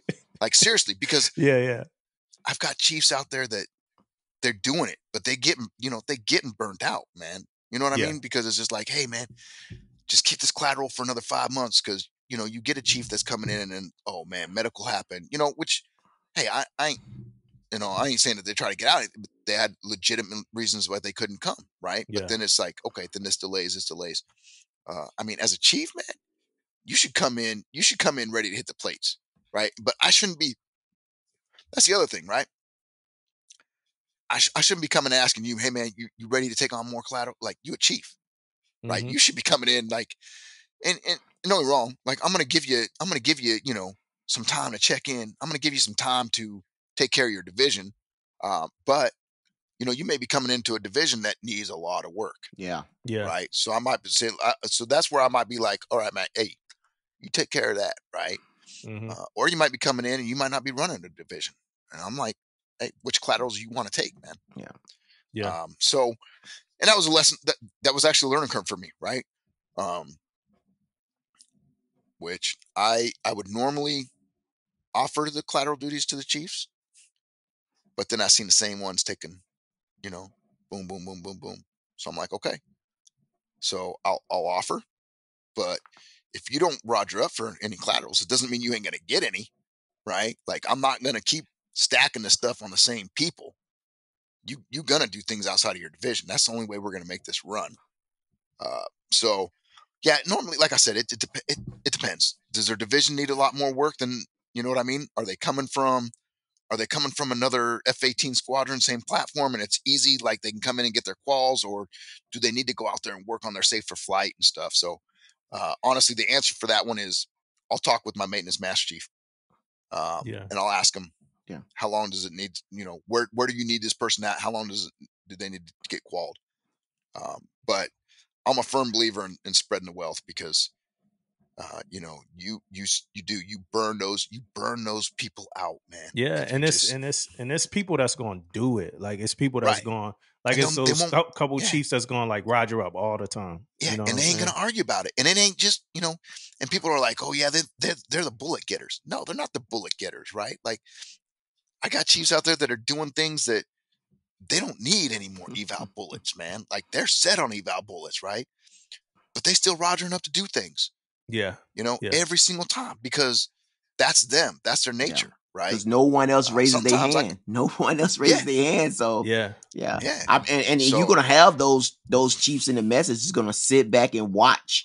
And they're gonna complain, not just the mess, the first class mess, or whoever. They're gonna sit back, and then they're gonna say that same thing you just said, Jay. They're gonna say, "Oh, that's the guy that won the ability. He won all." After they didn't volunteer to do shit. But back to that question. Back to that question, Damo. I wanted to touch a little bit, man. That I also think that everybody is different, on how they feel they way around too. So. How they feel. They may like when you check in with the CMC, you may already have your plan. You know what I mean? On how you want to attack this, how you want to attack your division first, and then attack this collateral attack. That you could have a plan already on how you want to do it. But then the CMC can also have a different plan for your ass when you get there. Probably, right? He can tell you, no, hey, I need some help here. I need some help there. So I think it's like a team thing when you get there. But of course, you want to take care of your sailors and make sure they squared away. But I also think it's a team on needs too, because you in the mess now. You got to step up if you need it. You're going to step up. So it's kind of like one of those things where I think it's a team and you guys talk and kind of like work that out. Yeah, and you do like you've got everybody's different, man, and you got to feel things out, right? Because if you think for a second that I'm not noticing that you took this division that was in shambles and you took them up here, you brought them way up here, right? That's gonna play that's gonna have weight in it too. Just like if you just came in and took, a major collateral duty, like still I weigh those things, the same, if that makes sense. Yeah. Hey, you know and what? then what I noticed. Oh, go ahead, Damo. Go ahead. All I was gonna say was what I noticed about divisions was that like you never get to this absolute like knowledge of your division. Like you're gonna learn something about them till the day you leave. Like it's not like I was here for 6 weeks and now I know my guys. I could do it. Not like week 7, something gonna happen that you just didn't know or ever expect. That's all I was. Yeah. That's all I had.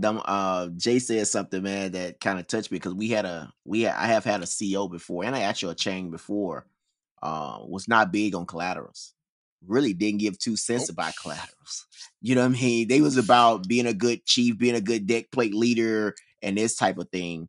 So it's good for me hearing it come from you that it kind of weighs the kind of the same when it comes to doing your work and all these collateral duties. Because sometimes you could be a chief on a ship and you don't have sailors. You know what I mean? You don't have sailors, so you may have 2-3 collaterals because you don't have sailors. So you gotta. It's kind of one of those things you kind of gotta. I have that at where I'm at right now, right? Because like remember, like on a TDG, you ain't got very many chiefs that don't have divisions. Yeah, very few, right? Here at a squadron, it's opposite. You've only got a few chiefs that run sailors. The rest of them, they run a maintenance, they run all these things, right? So they don't have the sailors there. But I'll be honest with you, part of being a good chief is doing those collateral duties, right? Because they're sailorization. They're things that we need that are going to benefit or improve our sailors, right? And that's where I get frustrated at. Like I should never have to ask you to do any of these collateral duties, right? Or beg you, or I'm not going to beg you, but but I shouldn't have to sit here and convince people to take these collateral duties, right? Because they're going to benefit and they're going to help our sailors. Yeah. Now they might not always be luxurious, right? Like, like MWR chief or the fun boss or whatever you want to call him, right? I was MWR chief. Yeah, so was I. I was too, right? I just actually just changed them up. I had to add some new blood because I had this chief that was hungry, and I was like, "You'd be a good fit for MWR." Yeah. Oh yeah, I'm ready. You know what I mean? Everybody comes in and they're like, "Oh man, like I need Simeo, I need DAPA, I need CFL." Yeah, right? the stuff that's on the ladder and everything. Yeah, you need the things that everybody's telling you. You can be just as successful. Doing 360, you can be just as successful being the MWR. You know what I mean? You're making impact. You're doing these things, right? It's what you do with it is what it comes down to, right? Because a lot of people think, oh, I got DAPA, I'm gonna make senior chief off of DAPA. Dude, you had DAPA, but you didn't do any trainings. You didn't do anything throughout the year. What are you gonna put on your eval? And that's what I tell them. Like it's what you make of it, man. It's what you do. But like I said, and that's what I was getting back to about those 3 or 4 go-getters, that every mess has, is they ain't doing it to get the bullets, man. They doing it because they chiefs and they see a need, they feel a need. Yeah. They doing it because they believe that it's going to have impact on our sailors. Yeah. Have you had a considerably bad chief, like a defunct role program, woman or male, or like have you had a bad chief? I'm dealing with one. Yeah. So I've had the issue, letters of instruction, letters of caution,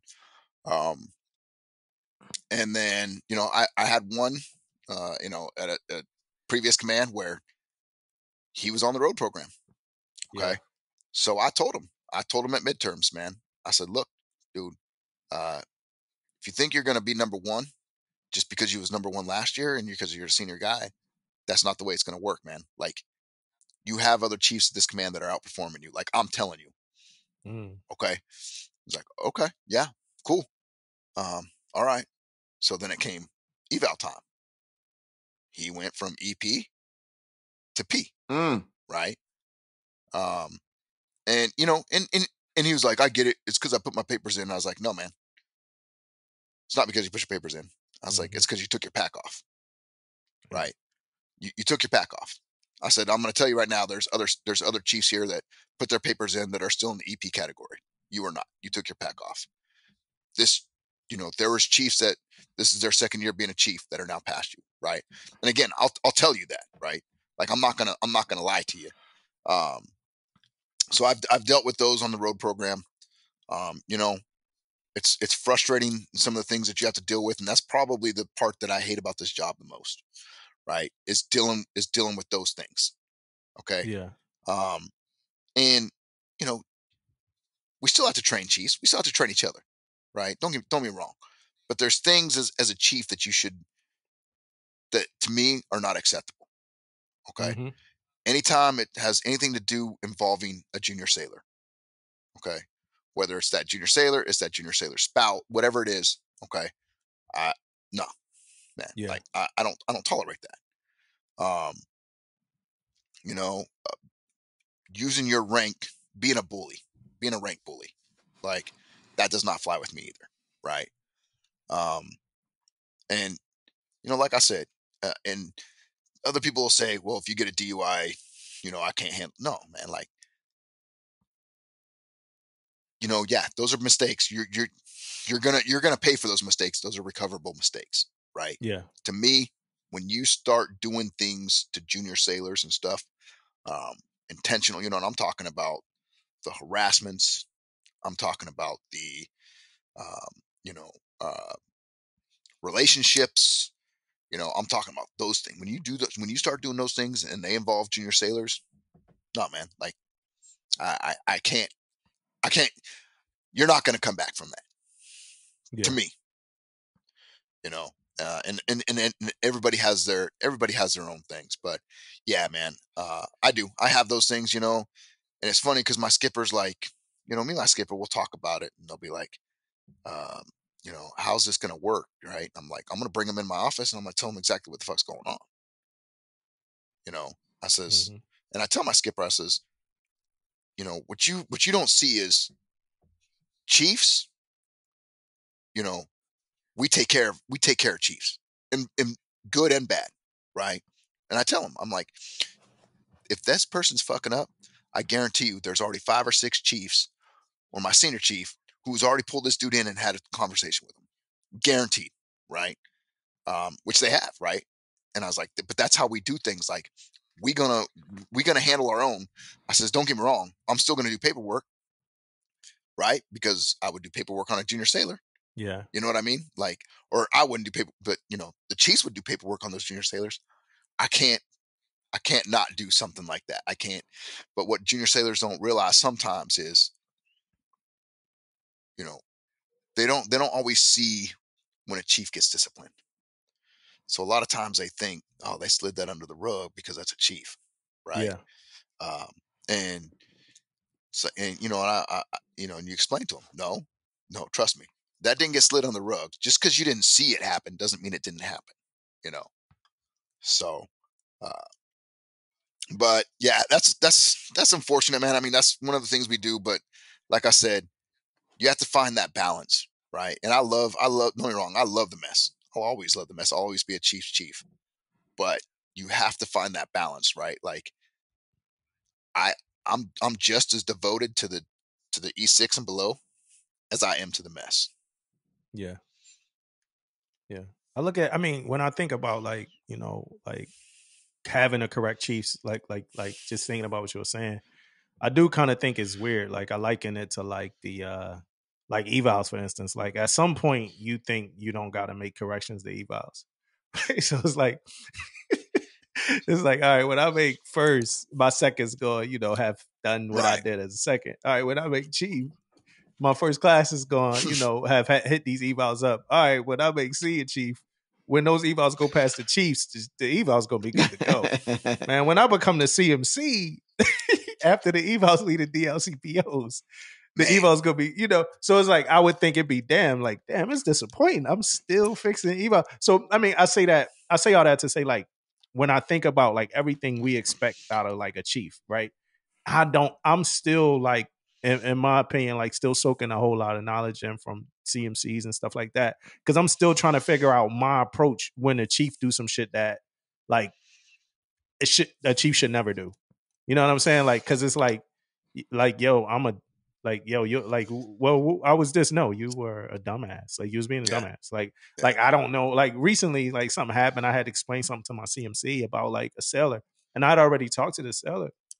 CMC's like, hey, like, what happened? And I'm like, yo, it was dumb. Like, it was stupid. Like, I don't know a better way to say this. Like, you know what I'm saying? And we talked about it, as well. So it's like, it's one of those, I don't know yet how I would approach the defunct chief our senior chief that I like expect more out of. Like, yo, what the fuck, man?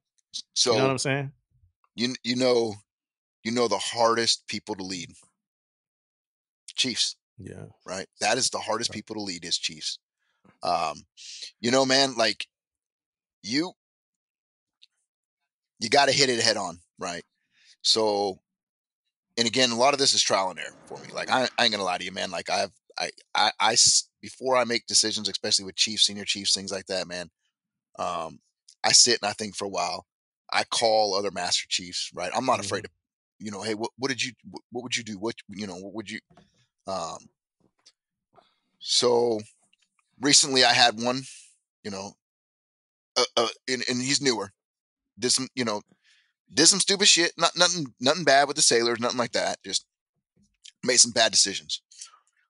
So I talked with my senior chief, talked with a couple of my chiefs that have been around for a little bit.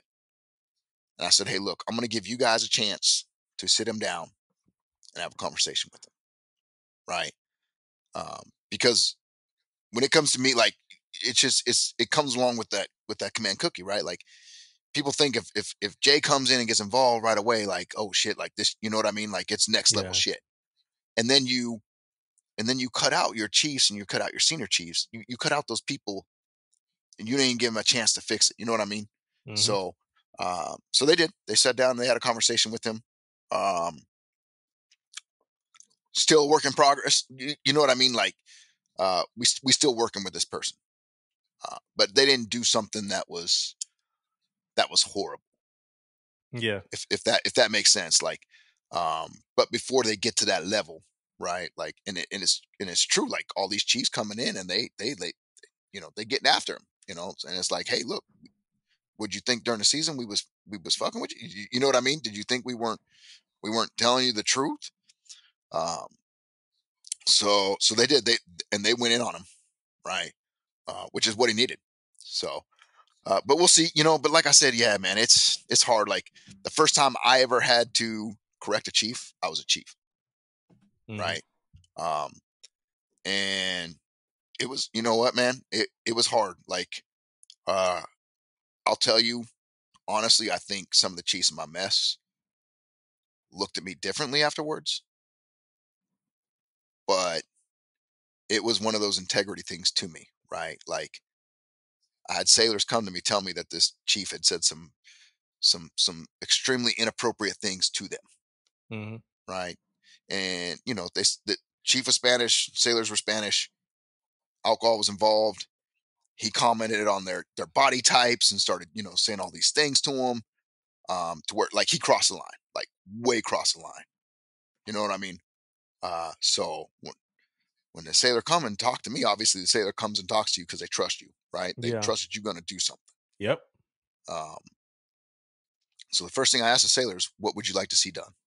You know what I mean? Kind of like the simulator, like, what would you like to see done? And they just said, we wanted to stop, right? But this is like the third time it's happened. So I was like, okay. So I went and talked to the departmental, the DLCPO, and said, hey, look, this is happening in our department with this person.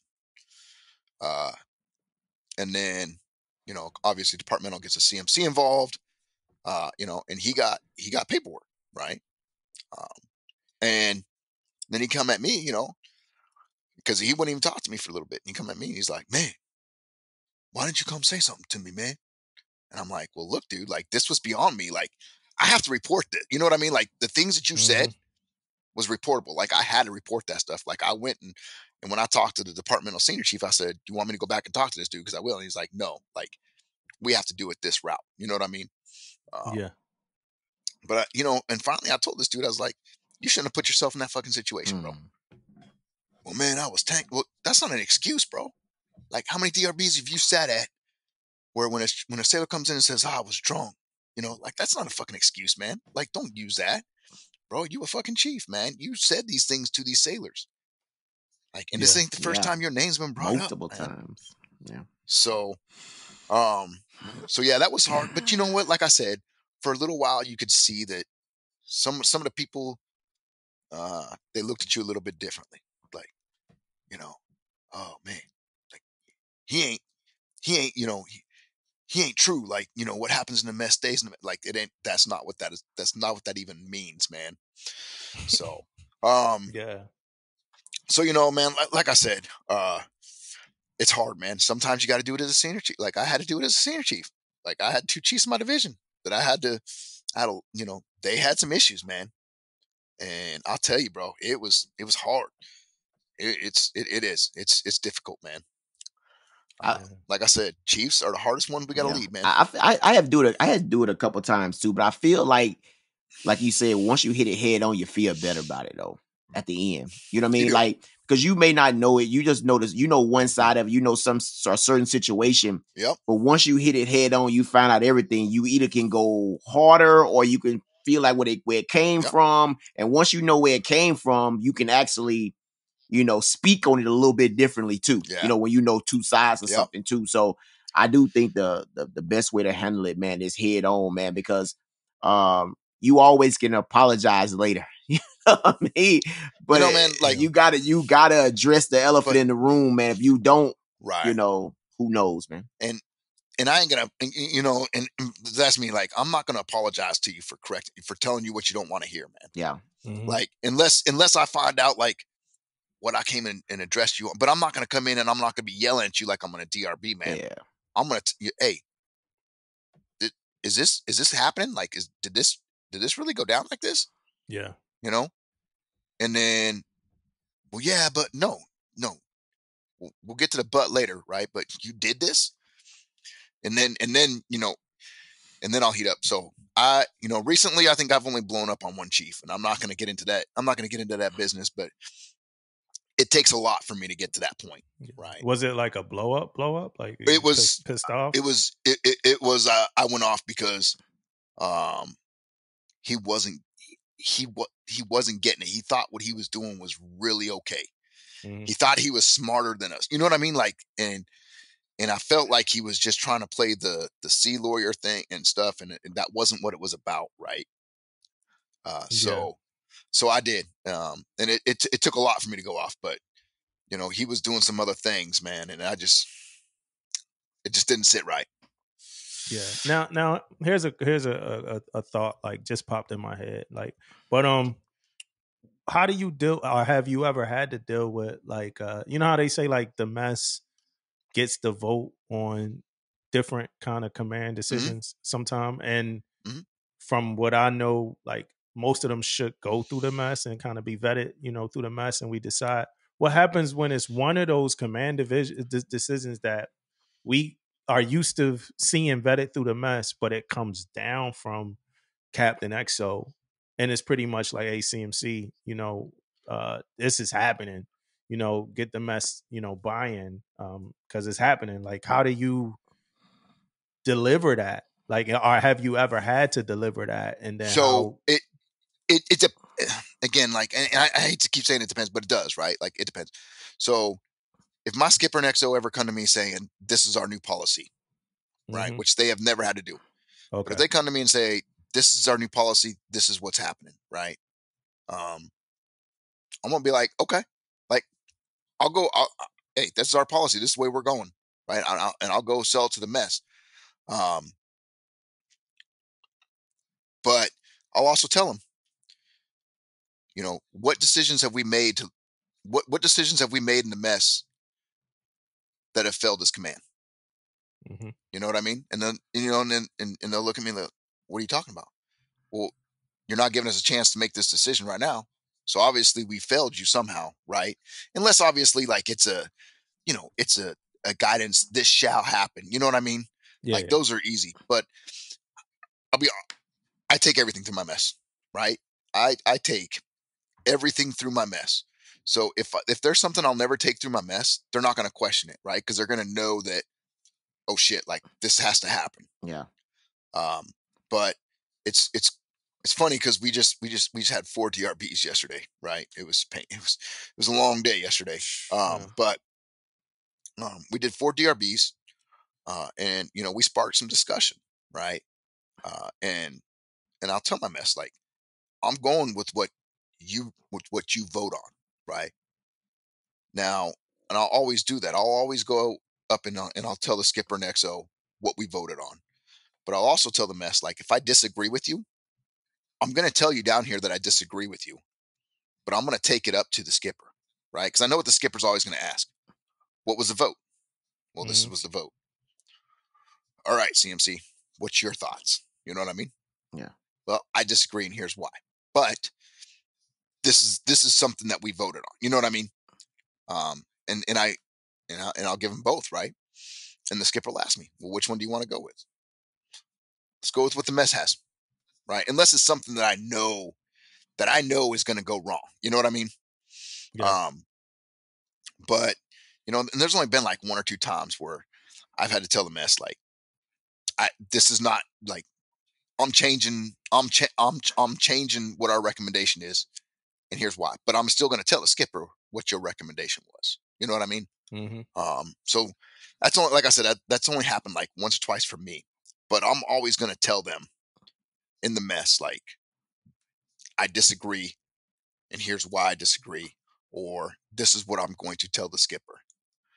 But like I said, if if they come down with something, and I can't even think of anything that they've come down with, but normally it would come down from the CAG level, the ISIC level, or something higher, right?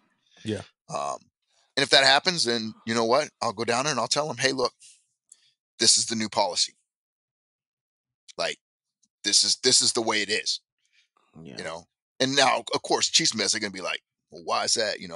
And I'll tell them the why. I'll always tell you the why if I know the why. But I'll also tell them like this isn't open for vote, man. Like this one ain't open for discussion. Yeah. And it seems like but that doesn't, like I said, and it seems like that the CEO or whoever's in charge, they know the CMC gonna take it down to the mess and vote, right? They already know that. Because to me, I feel like if they're trying it together like that, they are making the CMC, and this is my opinion, they are making the CMC have that 51%. Right. And they know that's not going to roll down there in the mess like that. They know it's going to be some hate and discontent if that's the situation. Right. Right. But at the same time, I feel like have a CO and an XO ever said, hey, CMC, I need an answer right now, and made you that 51%. Have they ever like came out and said, okay, I need an answer right now, CMC? Oh yeah. I mean, that's happened. You know what I mean? And I make those decisions. But like I said, I think I've built that rapport with my mess enough to know that if I've made a now decision without them, that they know that it had to be a now decision. You know what I mean? And they're going to support it, right? And they're like, it is what it is, man. Let's do this, right? But they know that that's not my normal train of thought, because there's some, everybody does things differently, right? And I ain't taking it away from some of those, because there's people out there that are just like, nah, man, I just make 51% most of the time. Like, you know what I mean? Like, it's easy. Like, I'm the CMC. That's what I'm here for, right? And that works for some people, right? But while we're talking CMCs, there was an episode, you mentioned a name, and I'll tell you, this was probably one of my biggest mentors, and I don't even think she really knows that, man. But Suze Whitman, man. Yeah, man, she was my first CMC. You know, yeah, she was my first CMC. When she was over in Hawaii, I seen her, and I seen her at like some chief events, and I was like, man. So I went up to her and I was like, hey, will you sign off some of my PQS? And she was like, yeah, you know, just run through my aid and we'll set up some time, right? And I was like, okay. So I went through her aid. She cut out like 2 hours of her day, man. And I went and we probably had the most realest conversation ever, man. For like 2 hours, bro. I tell you, probably for about an hour and 40 minutes. 20 minutes of that whole time was PQS. Everything else was just like we're talking right now. Like, but man, I seen her like just a couple of times, man. Just I don't know, man. It's just the energy she brings everywhere she goes, man. Yeah. Awesome. She's a leader. She's a leader's leader, man. Like she like I said, she was my first CMC, like in the Navy, right? First command, first CMC I met, and just so much that she taught me, you know, like even about like when to like toot your horn. You know what I mean? Like she even because I'm, you know, head down, tail between my legs, Philly kid, just wanting to work hard like all the time. Like I just want to work and do this, and I, you know, I having fun outside of work and doing crazy stuff. But like we had inspectors on board one day, and she was like, now is the time," you know, because I guess they were asking about the electrician that was doing a drill. She was like, "Toot your horn a little bit, let them know it was you. Now is the time to kind of, you know." Yeah. And so it helped me with establishing those controls. And a crazy thing about my story with her was when I made chief and I went through final night, she was on the beach, like she was there. I'm like, damn, man, we got to take a picture, and she was there because she was doing her thing. Right. We got to take a picture, but man, it's nothing but love and respect for her, and I was happy for her to be there, you know, when I made chief, because she was like one of the first like impactful like chiefs that I met, man. She's great. She's amazing. You know what I'm saying? I think some people was thinking she might. I think some people was like kind of like rooting for her to, you know, go MCPON. Yeah. There was. So I remember it was her. It was her name. Giovanni, and April, who I've never met. Right, like. So I could never make an assumption on April. Like I've heard two different sides of who she was, right? Mm-hmm. But yeah, man, like when they were doing that, actually, we were talking about the SCA class earlier, right? I think when they were discussing that, I think I was over there for one of the classes. I can't remember if it was the SCA or the CMC course. I think it was SCA. When they were going to announce that stuff over everything, right? Because you hear all these people like, yeah, I hope it's April. Yeah, I hope it's Suze. You know, and then they said his name, and a lot of people didn't know who he was, right? Yeah. But yeah, man, like I'm just telling you, man, just like because there's like hundreds of chiefs there at these things, right? And you know, and I went up and asked her, and she was just like, yeah, you know, come on over, man. I'll make some time for you. Just talk to my aide, get everything clear. Yeah. And I went in her office, and she had all these log books, right, up in her bookshelf, and she showed me, and she's like, I write down every day, you know, good, bad, or ugly. And she's like, and then I go back into them and I look at them. She's like, they're kind of like charge books, but they're from me. You know what I mean? And you know, it was. Yeah, I love her, man. I love her, man. It was weird. I don't know. Yeah, I love her. When I got love for her. We were talking about that, and I was like, man, like when you said that name, I was just like, oh, like I think I still got that PQS around here somewhere, just because I had her signature. And she like 4 feet tall, bro. Like she's about 4 feet, man. You know what I'm saying? But like, as mighty as a giant. You know what I mean? Yeah. So definitely. Yeah, she could feel a mess, man, in a heartbeat, like just her presence. And it's good to see, like, you know, for me, like, you know, you being a CMC, and it's just good to see, like, when the influential person, like, when you see where that goes, like how far that goes. You know what I'm saying, Damon? Like, how far does that chain extend from just this person? Mm-hmm. Like, I'm a product of Master Chief Whitman. Yeah. You know what I'm saying? A few of us are products. So it's good to, and then as we move up in our trajectory, you know, it's people that's products of us, you know, who in turn, we're still products of, you know, the lessons that we learned from her. So what's some of the biggest lessons you learned along the way, Jay? Man, every day, bro. Like Yeah. I'm not gonna say every day. I've got, I've got lessons where I look back at some things and I'm like, man, I probably should have done, that different, like, maps, right? Like I told you earlier that I overrode the Chiefs one time, right? And this was early on. And I thought that this other person was going to be the better candidate. Mm-hmm. And I looked at their records, I looked at everything. I thought that they weren't giving him, I'm not going to say a fair shake, but because he didn't have a chief in where he was working at, right? So they didn't get to see him all the time. And I did. I told him, I said, I disagree with what you're saying, and I'm going to choose this one. Like I told you, I told him I would always be upfront with them, and they told me, it's like, Jay, you're making a bad decision, man. Yeah. And I just got there, you know what I mean? So I was just looking at the records and stuff, and I was like, okay, and man, it was a bad decision. Like it was a bad decision. So it taught me early on, like, even though you think, if your mess is telling you something that you're not seeing, right, doesn't mean that it's not happening. Does that make sense? Like you really got to trust, you really got to trust their expertise, right? And like I said, I came in and wasn't trying to prove myself, but I thought I was seeing something that they weren't seeing.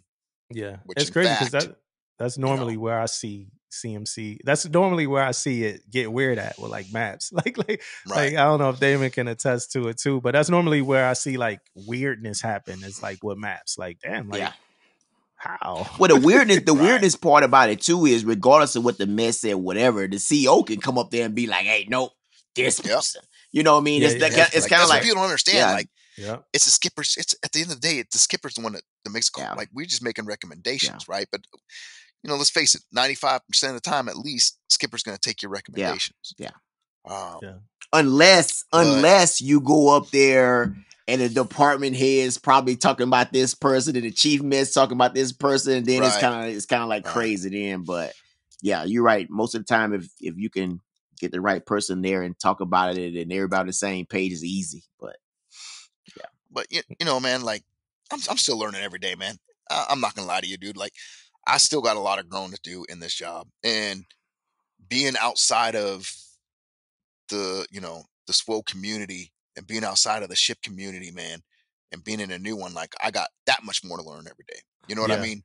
Yeah, you got. But I think you probably would have felt. But I think you probably would have felt like you would have been more comfortable if you would have went to SWO, right? You probably, because absolutely, yeah, more comfortable. Oh, absolutely. I would have been, I would have went right back in my comfort zone, man. So, like, I do, man. Like, I don't, like, every day, man. Like, and that's just one example,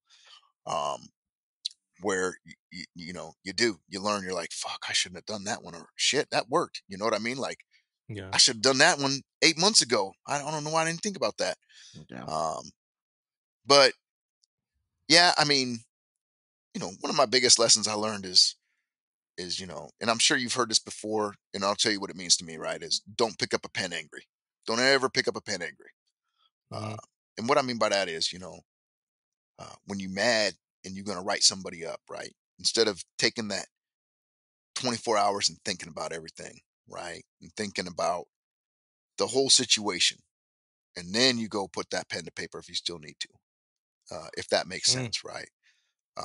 So that's just something that I've done, and something I try to teach my chiefs to do, right? Like, yeah, I understand you pissed. Like, I understand that this person fucked up, right? Was late, whatever, disrespected you. You're telling me that this stuff's out of the norm. You try to figure out the why. You know what I mean? Yeah. Like, Yeah. why this is happening? Like, don't get me wrong. Damo, I'm just like you, man. I'm huge on accountability, right? Just because you're having problems, I'm still going to hold you accountable. But let's figure out what the problems are. You know what I mean? Yeah. Don't that shit just come with experience though, man? I remember when I was a young sailor, I was right, man. I'd go right at the problem. I'd go right at it. Yeah, boom, boom, boom. But now, man, I feel like I really do think about situations now. Like, it'll come to me, and I feel like sometimes I just sit down and just think about it for a few, for a little while. Normally that's not me. Normally I'd be like, okay, I'm going right to this. No. I'm going to slam this right now. But it was just like DRB yesterday. Like we had some decisions to make, right? And it was like, but I want to hear from my mess options. You know what I mean? Like, what are our options? Like, I already know the easy option. Easy button says send them up, and talk to the skipper. That's always easy. But what are our options, to do other things and get the point across? But then, like I said, and I've found, like I said, unless I have to make that decision now, right? Like, I want to think about it. I want to think about it. And I thought about it last night. And some more things came to me, right? Like, well, if we do it this way, then that happens, right? But if I don't do this, then we're not setting a standard. So it's a lot better than just, making those decisions, right? Because what you don't want to do is you don't want to go up and tell the skipper, yep, this is what we're going to do. And then go sit in your office for a few minutes. And then you think like, oh man, no. Hey, skipper, no, I'm just kidding. Like we want to do it this way, right? And you go back and you sit. So, because I used to be a now, I still am a now person. Like if I got a problem, we're going to get after it right now. Right. And I think that's one of the things it frustrates me, but it's for the right reasons, right? Like, especially when you deal with semio, sapper, things like that, right? Like you want to get from beginning to the end today, like boom, let's do this, right? Like you do. Yeah, that used to frustrate me as a semio. Because there's nothing that frustrates me more than I've got this problem that I can't solve right now. You know what I mean? But it has to go through a process, and the process for good reasons, right? But like I said, that stuff, man, that just irritates the shit out of me. Like, but why you on that topic? Like that as a semio, dude, that used to kill me. Like, like I get, I go to a chief because it's an informal, so I could get chain of command involved. So I'm like, hey man, I got informal heads up, this happening, and the chief is like snap, like.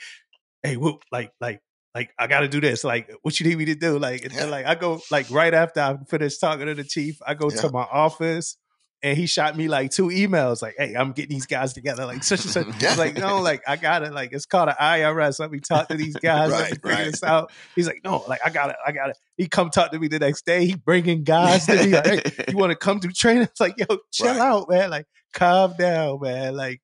We gonna take care of this. So yeah, I know exactly what what you're talking because, about. I mean, it burns you up, right? It does, man. Because it's like, but then like you said, like, and it comes with experience, man. Like you just got to know, like these things take time for right reasons. You know what I mean?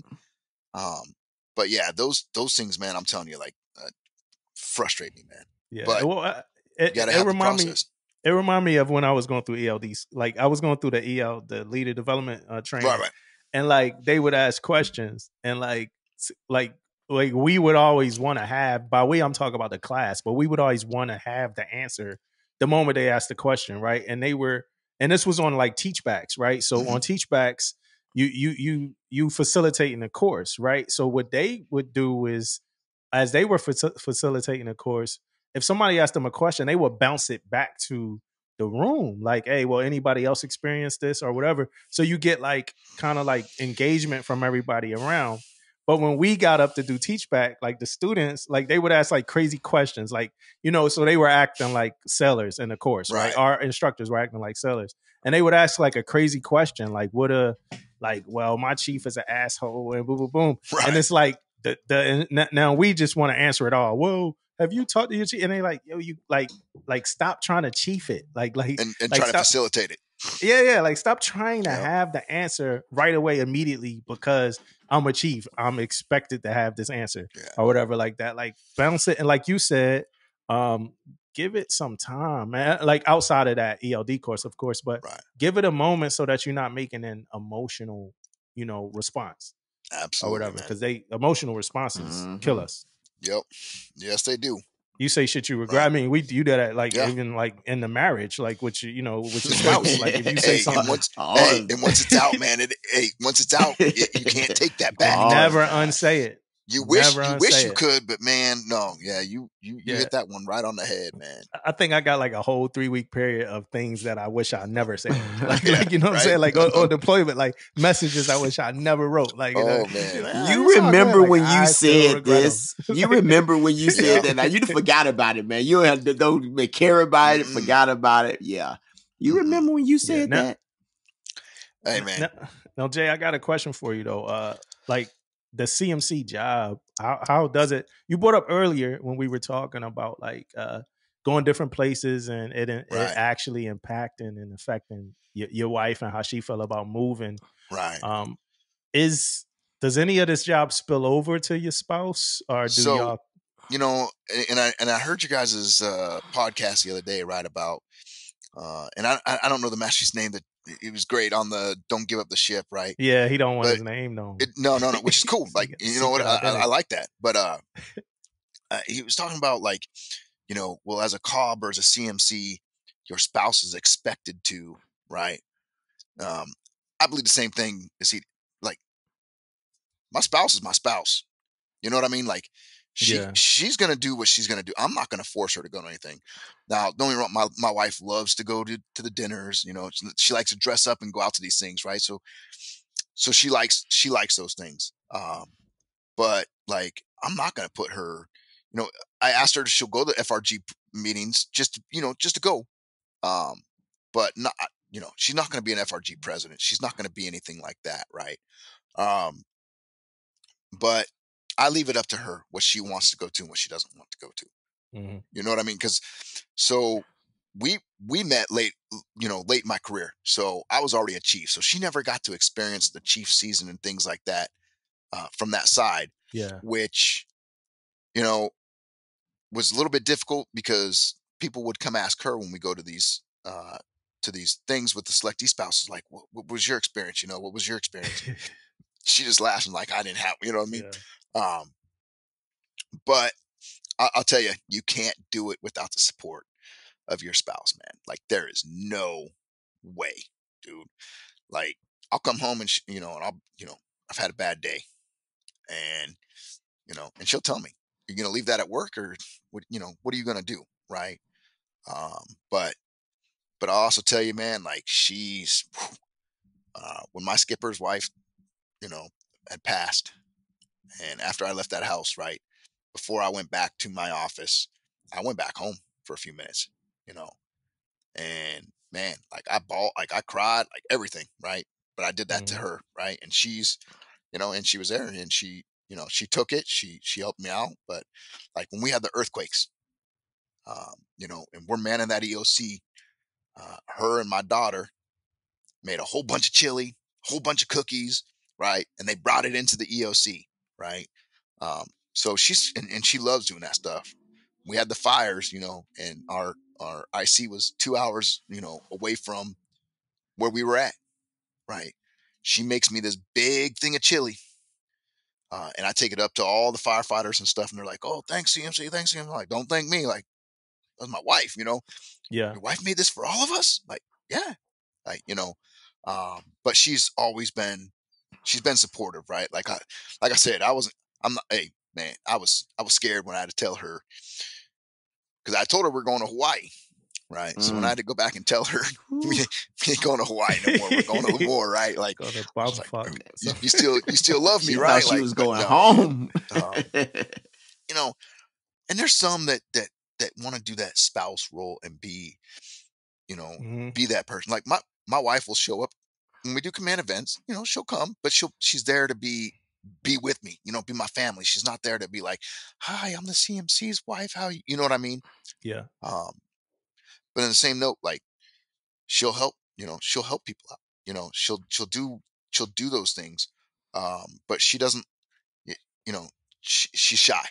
So she's not going to be that one out there doing those things. I mean, we have the CPO Spouse Association here, and she goes to the meetings and stuff like that, but and participates. But no, like, I don't think that would go well if I told her, "Hey, you're my wife. You have to go to this event." Right? Yeah. Like, that just wouldn't go well. You're a she MC. You're a she MC. Yo. So Hey, I really only really got like 2 more questions. Me, like so this one, right? So I stand duty officer from Tuesday to Tuesday, right? So from Tuesday to Tuesday, I got my duty phone, right? So any time of day, any time of night, I could get a phone call, and my job is back on. I'm back duty Right. officer. I have to respond, right? So it's like a many kind of responsibility that I carry along with me for the 7 days. Mm-hmm. But after Tuesday, I get that phone up and it's over. It's cut off. I don't get a phone call at night. It's done. Right. But the way I look at this CMC job is that you always have that phone, right? Like no matter what, like even if you're on leave, Yep. so my question to you, number one, was, is that true? And then my second question is, when the last time that you felt like you were actually off?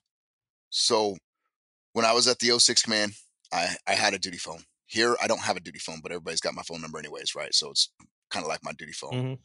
Mm-hmm. Um, I mean, yeah, man, it doesn't, and that's what I tell people, right? Like, you don't have working hours. All right. Mm-hmm. Nobody gonna say nothing to me if I show up at 09. Right. Nobody's gonna question why I showed up at 09, anything like that. Um, but and people are like, well, you don't have to stand duty, and you stand duty every day, right? Like, because you don't know when you're gonna get that next phone call. The next phone call could come, uh, you know, not come at all for 3 weeks, or your whole weekend could be phone calls, could be things you're dealing with. Um, so yeah, I mean, and to me, that's part of that's part of the job, right? Now, but they tell you this, the CMC Cobb course, you have to disconnect every once in a while. You have to. Mm-hmm. You have to turn that phone off, right? Now, yeah, you need to give your skipper and XO that courtesy of, I'm turning my phone off for this many hours. Like, I'm not going to be available, right?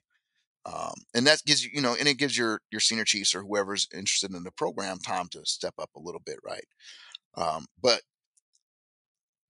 I felt like I was off, uh, you know, when we were dealing with my mom's passing, right? Like, my cheese Okay. mess, my wardroom, or my ready room, my XO, my skipper refused to call me for anything.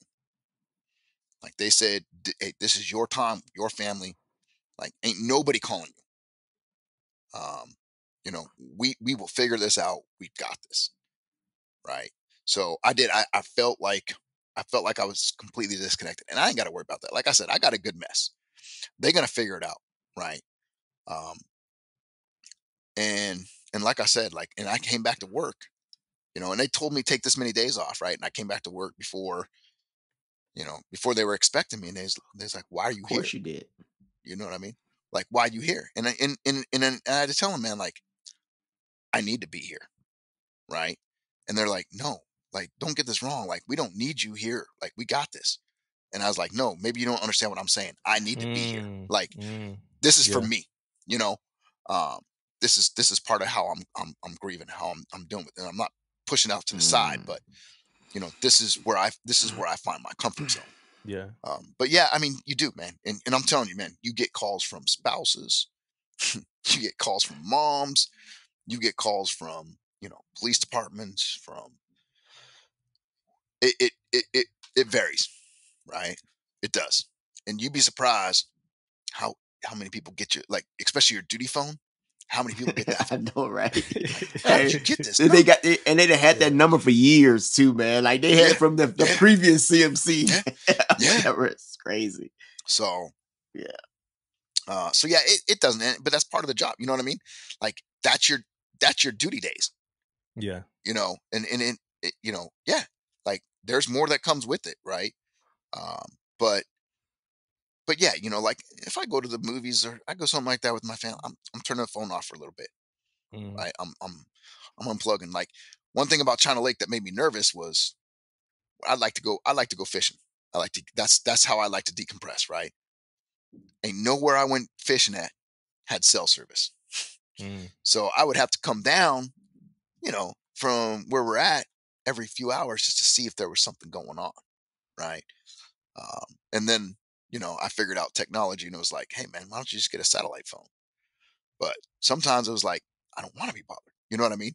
Like, Yeah. this is me trying to get out. But and everybody has their own thing. But yeah, they'll tell you that in the CMC Cop School is like, you have to disconnect. Every once in a while, you have to put that phone down. Yeah. You know, so. Man, that was my last like major, real big question. But me personally, I can't let you go without a book suggestion, like a leadership. You got any leadership books that you suggest or recommendations? Man, I'm a horrible person when it comes to that. My mother-in-law bought me these 2 books. I read one and I cannot remember the name of it, but it was the author was the Navy SEAL admiral that was famous for Make Your Bed. Uh-huh. But I read his book, and he's got another one, and I have not read it yet. But I thought that was pretty awesome. Like, to see him as open, like I call open kimono, as he was, because it was kind of like a podcast if you read the book, right? Because he was open about everything from when he came in to when he came through training to the stuff that he overcome.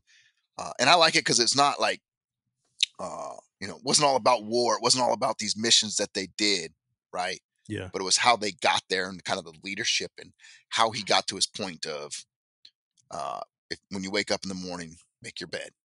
Yeah. So I thought it was pretty good, man. Yeah. And that's Admiral William McRaven for anybody that's listening. If you got Admiral William McRaven. So it's funny, man. I see your guys' things, and I see you guys are doing Band of Brothers, right? Yeah. We were doing Band of Brothers. You watched it already? Did you watch Band of Brothers? Man, I watched that in like 2002, 2003. It was our deployment, like in 5 Alpha, man. And I'll tell you, it seemed like we would watch every Saturday, and by the time we were getting towards the end, like, you could not fit any more bodies in 5 Alpha, right? Like, we would grab pizza. We would come over there from the mess decks. We would sit. Because I was still first class, right? We were sitting there watching Band of Brothers, the BF, and man. Yeah. So before we get in, because you might as well kick it with us for Band of Brothers then. Before we get into that, my book is The 4 Agreements. I'm not going to talk too much about it. If you've never heard of it, get it. It's great, man. The 4 Agreements, it changed my life, man. Totec, man. Shout out to Tony Arroyo, who just had a birthday. He gave me this book, The 4 Agreements, just randomly. I don't know why he gave it to me, and it changed my entire life. And if ever somebody asks me to get somebody my favorite book, it's The 4 Agreements. But let's get back to Band of Brothers, right? So Band of Brothers, episode 4, Replacements. I know Damon loved to start these off, man. Well, man, let me tell you about the Replacements, man. So, hey, another really, really good episode, man. I can't complain at all about the episode. So it is what it says, though. I mean, the name of it is The Replacement. So, over the time they've been over in these couple of episodes, people been dying, okay, right? So with that being said, somebody gonna have to fill the shoes of the people who done died. So they got new people there, new soldiers there, man. And the thing about the whole episode is it goes like, it's like, even though this came out in 2001, it's almost still relevant today. It's like how you trying to fit in, right? Like, you know what I'm saying? You looking at the senior people there, you want to be like them. And it's kind of how this episode is started off, where like they got their jump wings, or they got whatever they have, and they being looked up to, right? So it's kind of how it started. Mm-hmm. It started off, right? But it's a lot of stuff going on in this episode, man. Like that was different from the other episode that we've been watching before. They had a successful, drop. Everybody got there. They whole team was there together. When they made, that was beautiful. Yeah, man. it looked good, beautiful man. Shot, good, man. good shot. Beautifully Everything. shot. It looked really good. But a couple things I want to point out in this episode, man. One, was about the trust your intel, right? Trust your intel, man. Like it was a part in the movie where they was trying to let the tanker know that there's a tanker on the other side of this building, and he got up there. He telling him, he was like, "Hey, they told us not to make that much, not to destroy that much, the buildings and the neighborhoods and stuff like this. But this guy said his tanker like right there. So first off, why you sending soldiers over to somewhere and then tell them don't blow things up? I don't know why. I don't know how that happens either. But so by the time they came around that corner, that's kind of when everything kicked off. Right? He told them it was their time. So they had to make sure they see the tank first. But when they saw it, it was a little bit too late. Right? So and these were the British tankers, right? So this was an allied operation, right, between Americans and British. The American went to tell the British tanker, like, hey, like, watch out. And he was like, nah, fuck that. Yeah. Right? Yeah, exactly. Okay. Exactly. So yeah, man. So trust your intel, man. That was one of the big things I had. What else I had? When he went over there, they said, before they went over, it was like, hey man, this is it's gonna be an easy mission. A lot of old men and kids, right? Yep. That was one of the things that caught my eye. He said a lot of old men and kids. And then he said the same thing after they had fought, and a lot of them died. He brung that he said that same thing again. I guess it's gonna be another easy one, right? Old men and kids. But let them know, hey, you better be prepared for everything. It wasn't a lot of old men and kids. They actually lost a lot of people in this battle. They actually lost this battle, right? Oh yeah, so they got the ass whooped, like for sure. One thing in there, man. I'm rambling back and forth right now, but yeah. Let me while you talking, let me jump in with you then. So Easy Company's regiment, the 506, lost 180 men, while 560 were wounded. Yeah. Of the entire 101st Airborne, 750 were killed and 2,100 injured. At Arnhem, the British 1st Airborne lost nearly 8,000 men. So that's what was happening that day. They was getting their ass whooped, man, over there. One of the lieutenants got shot, man. It was a couple of funny parts. One of the lieutenants got shot, man, and he's like, man, one bullet, he got 4 holes in it. You know what I mean? I don't know why I'm picking up on little things like that, man, but 1 bullet, 4 holes, man. That was crazy. So it was, it's been about, like I said, almost 20 years since I watched that, right? But I just remember, like, I don't know, man, just the camaraderie, you know what I mean? Like, you felt like you got to know these people, and then all of a sudden, one of them gone, right? Yeah. But one of the things I did remember, just because I don't know if it was just how it was done or just how sad it was, but like when you're talking about when they went to pick up the dry cleaning. Oh yeah, that was one of that was big. Best endings I've seen in the show. Like, and then it was like, "Oh, you want this one?" You know what I mean? Like, I don't know, man. Like that would hit home hard right there. That most definitely hit home hard. I mean, I remember some of the battles, some of the explosions, things like that. But like, I don't know. When you said that, it just resparked. Like, I remember that. Yeah. Like, that was like, it was crazy. Man. Like, they know how to start an episode, and they know how to end. They know how to start. And let me tell you, like my ending. This what got me at the end of this one though. That I want to bring. I know Damo, he big on like beginning, how they start and how they end. For this one, the ending hit me when the replacements got their respect, right? And the replacement got their respect when they went back and got they had an OG there, a guy that had been there for a while. He got shot up. They couldn't find him, but they was the ones that was volunteering to go out there and like look for him. So when he came back, I feel like then everybody was clapping up the replacements. I feel like then they finally got their respect in this one. Yeah. Yeah. Well, I mean, let's start at the opening interview, right? So I'm finally realizing that the people that's talking are actually the 506, like the people that were there, like they actually those people. Yeah. I'm just realizing, like I mean, I've been watching it. Maybe I'm a dumbass, but I'm just realizing like these were the guys or whatever, right? So this is September 13th, 1944, England, right? The first, I'm watching it and I'm like, I'm probably gonna go AJ. I'm probably gonna go back and watch Band of Brothers again after we watch it. Because right now I'm watching it to kind of analyze it. Yeah. And, I'm pausing it, right, and taking notes and stuff. I'm probably going to go back just to enjoy the show because it's a great fucking show, man. I probably need to go back and watch it again, man. I've been thinking about that. Yeah, it's a classic show. So this episode, right, it's because I'm going to try to get you, if you don't really remember what episode we talk about, right? This dude, he had a unit. It's crazy because it's James McAvoy, the dude that played as Professor X, like the dude. But like this is like he looked the same. Like this was years ago. But the dude from Split, right? But so he had a unit citation award on, right? And the dude's like, "Yo, what you wearing?" He's like, "Oh, this is a unit citation award for what the regiment did in Normandy." And the dude was like, "You weren't there." You know what I'm saying? And I'm like, "Yo, I could see that. I could see that happening like on a ship. You know, well, you wasn't on deployment with us, but you know what I'm saying?" But the dude took it off. He took his award off, right? He put it on the table. But then what I wasn't expecting was for old boy to go over to the dude, like, "Yo, you ain't fighting that battle either. You ain't fighting Normandy either." Why you, right? Call him too. Hey, you see how he tried to take up for himself? How he tried to clarify it afterwards? Yeah. I got hurt on the jump. I got hurt on the jump. Yeah. Right. So this was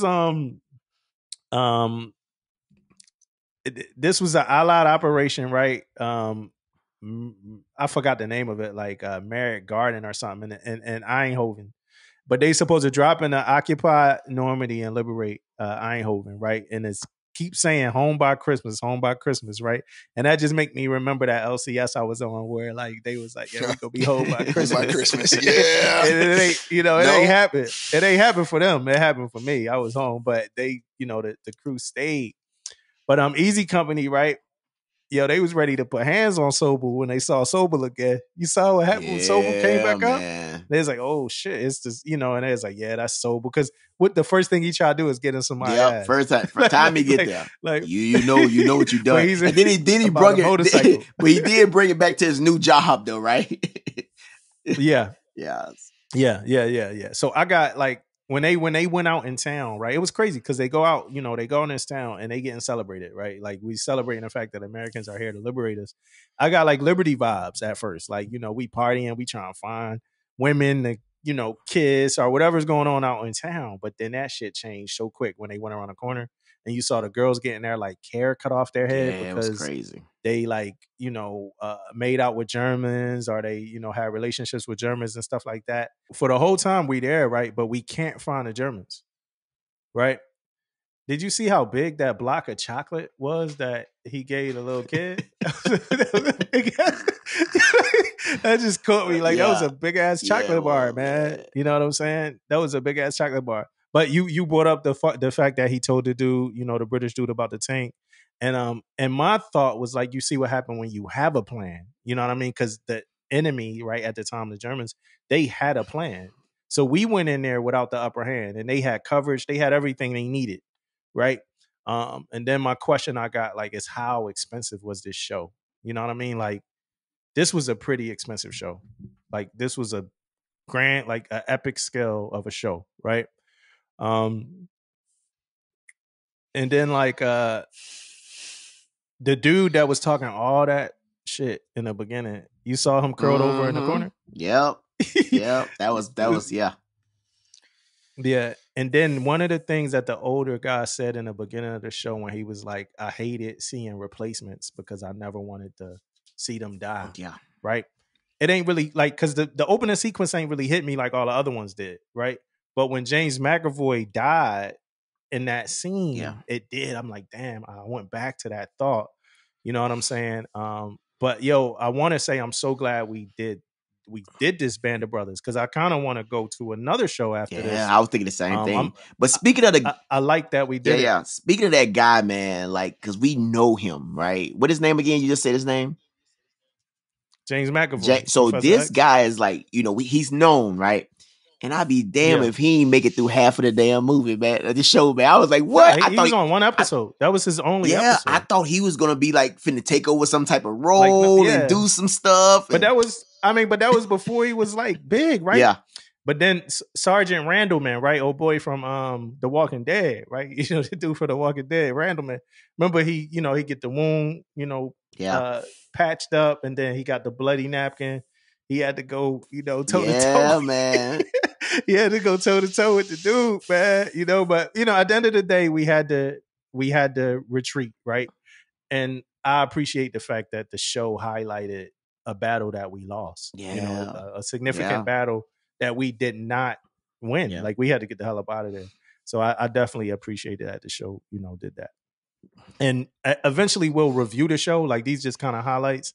I think after we finish, we'll actually give our thoughts on the show. But right now, man, They this is killing it right now, man. incredible They show, killing man. it right now. Incredible, man. Most definitely, man.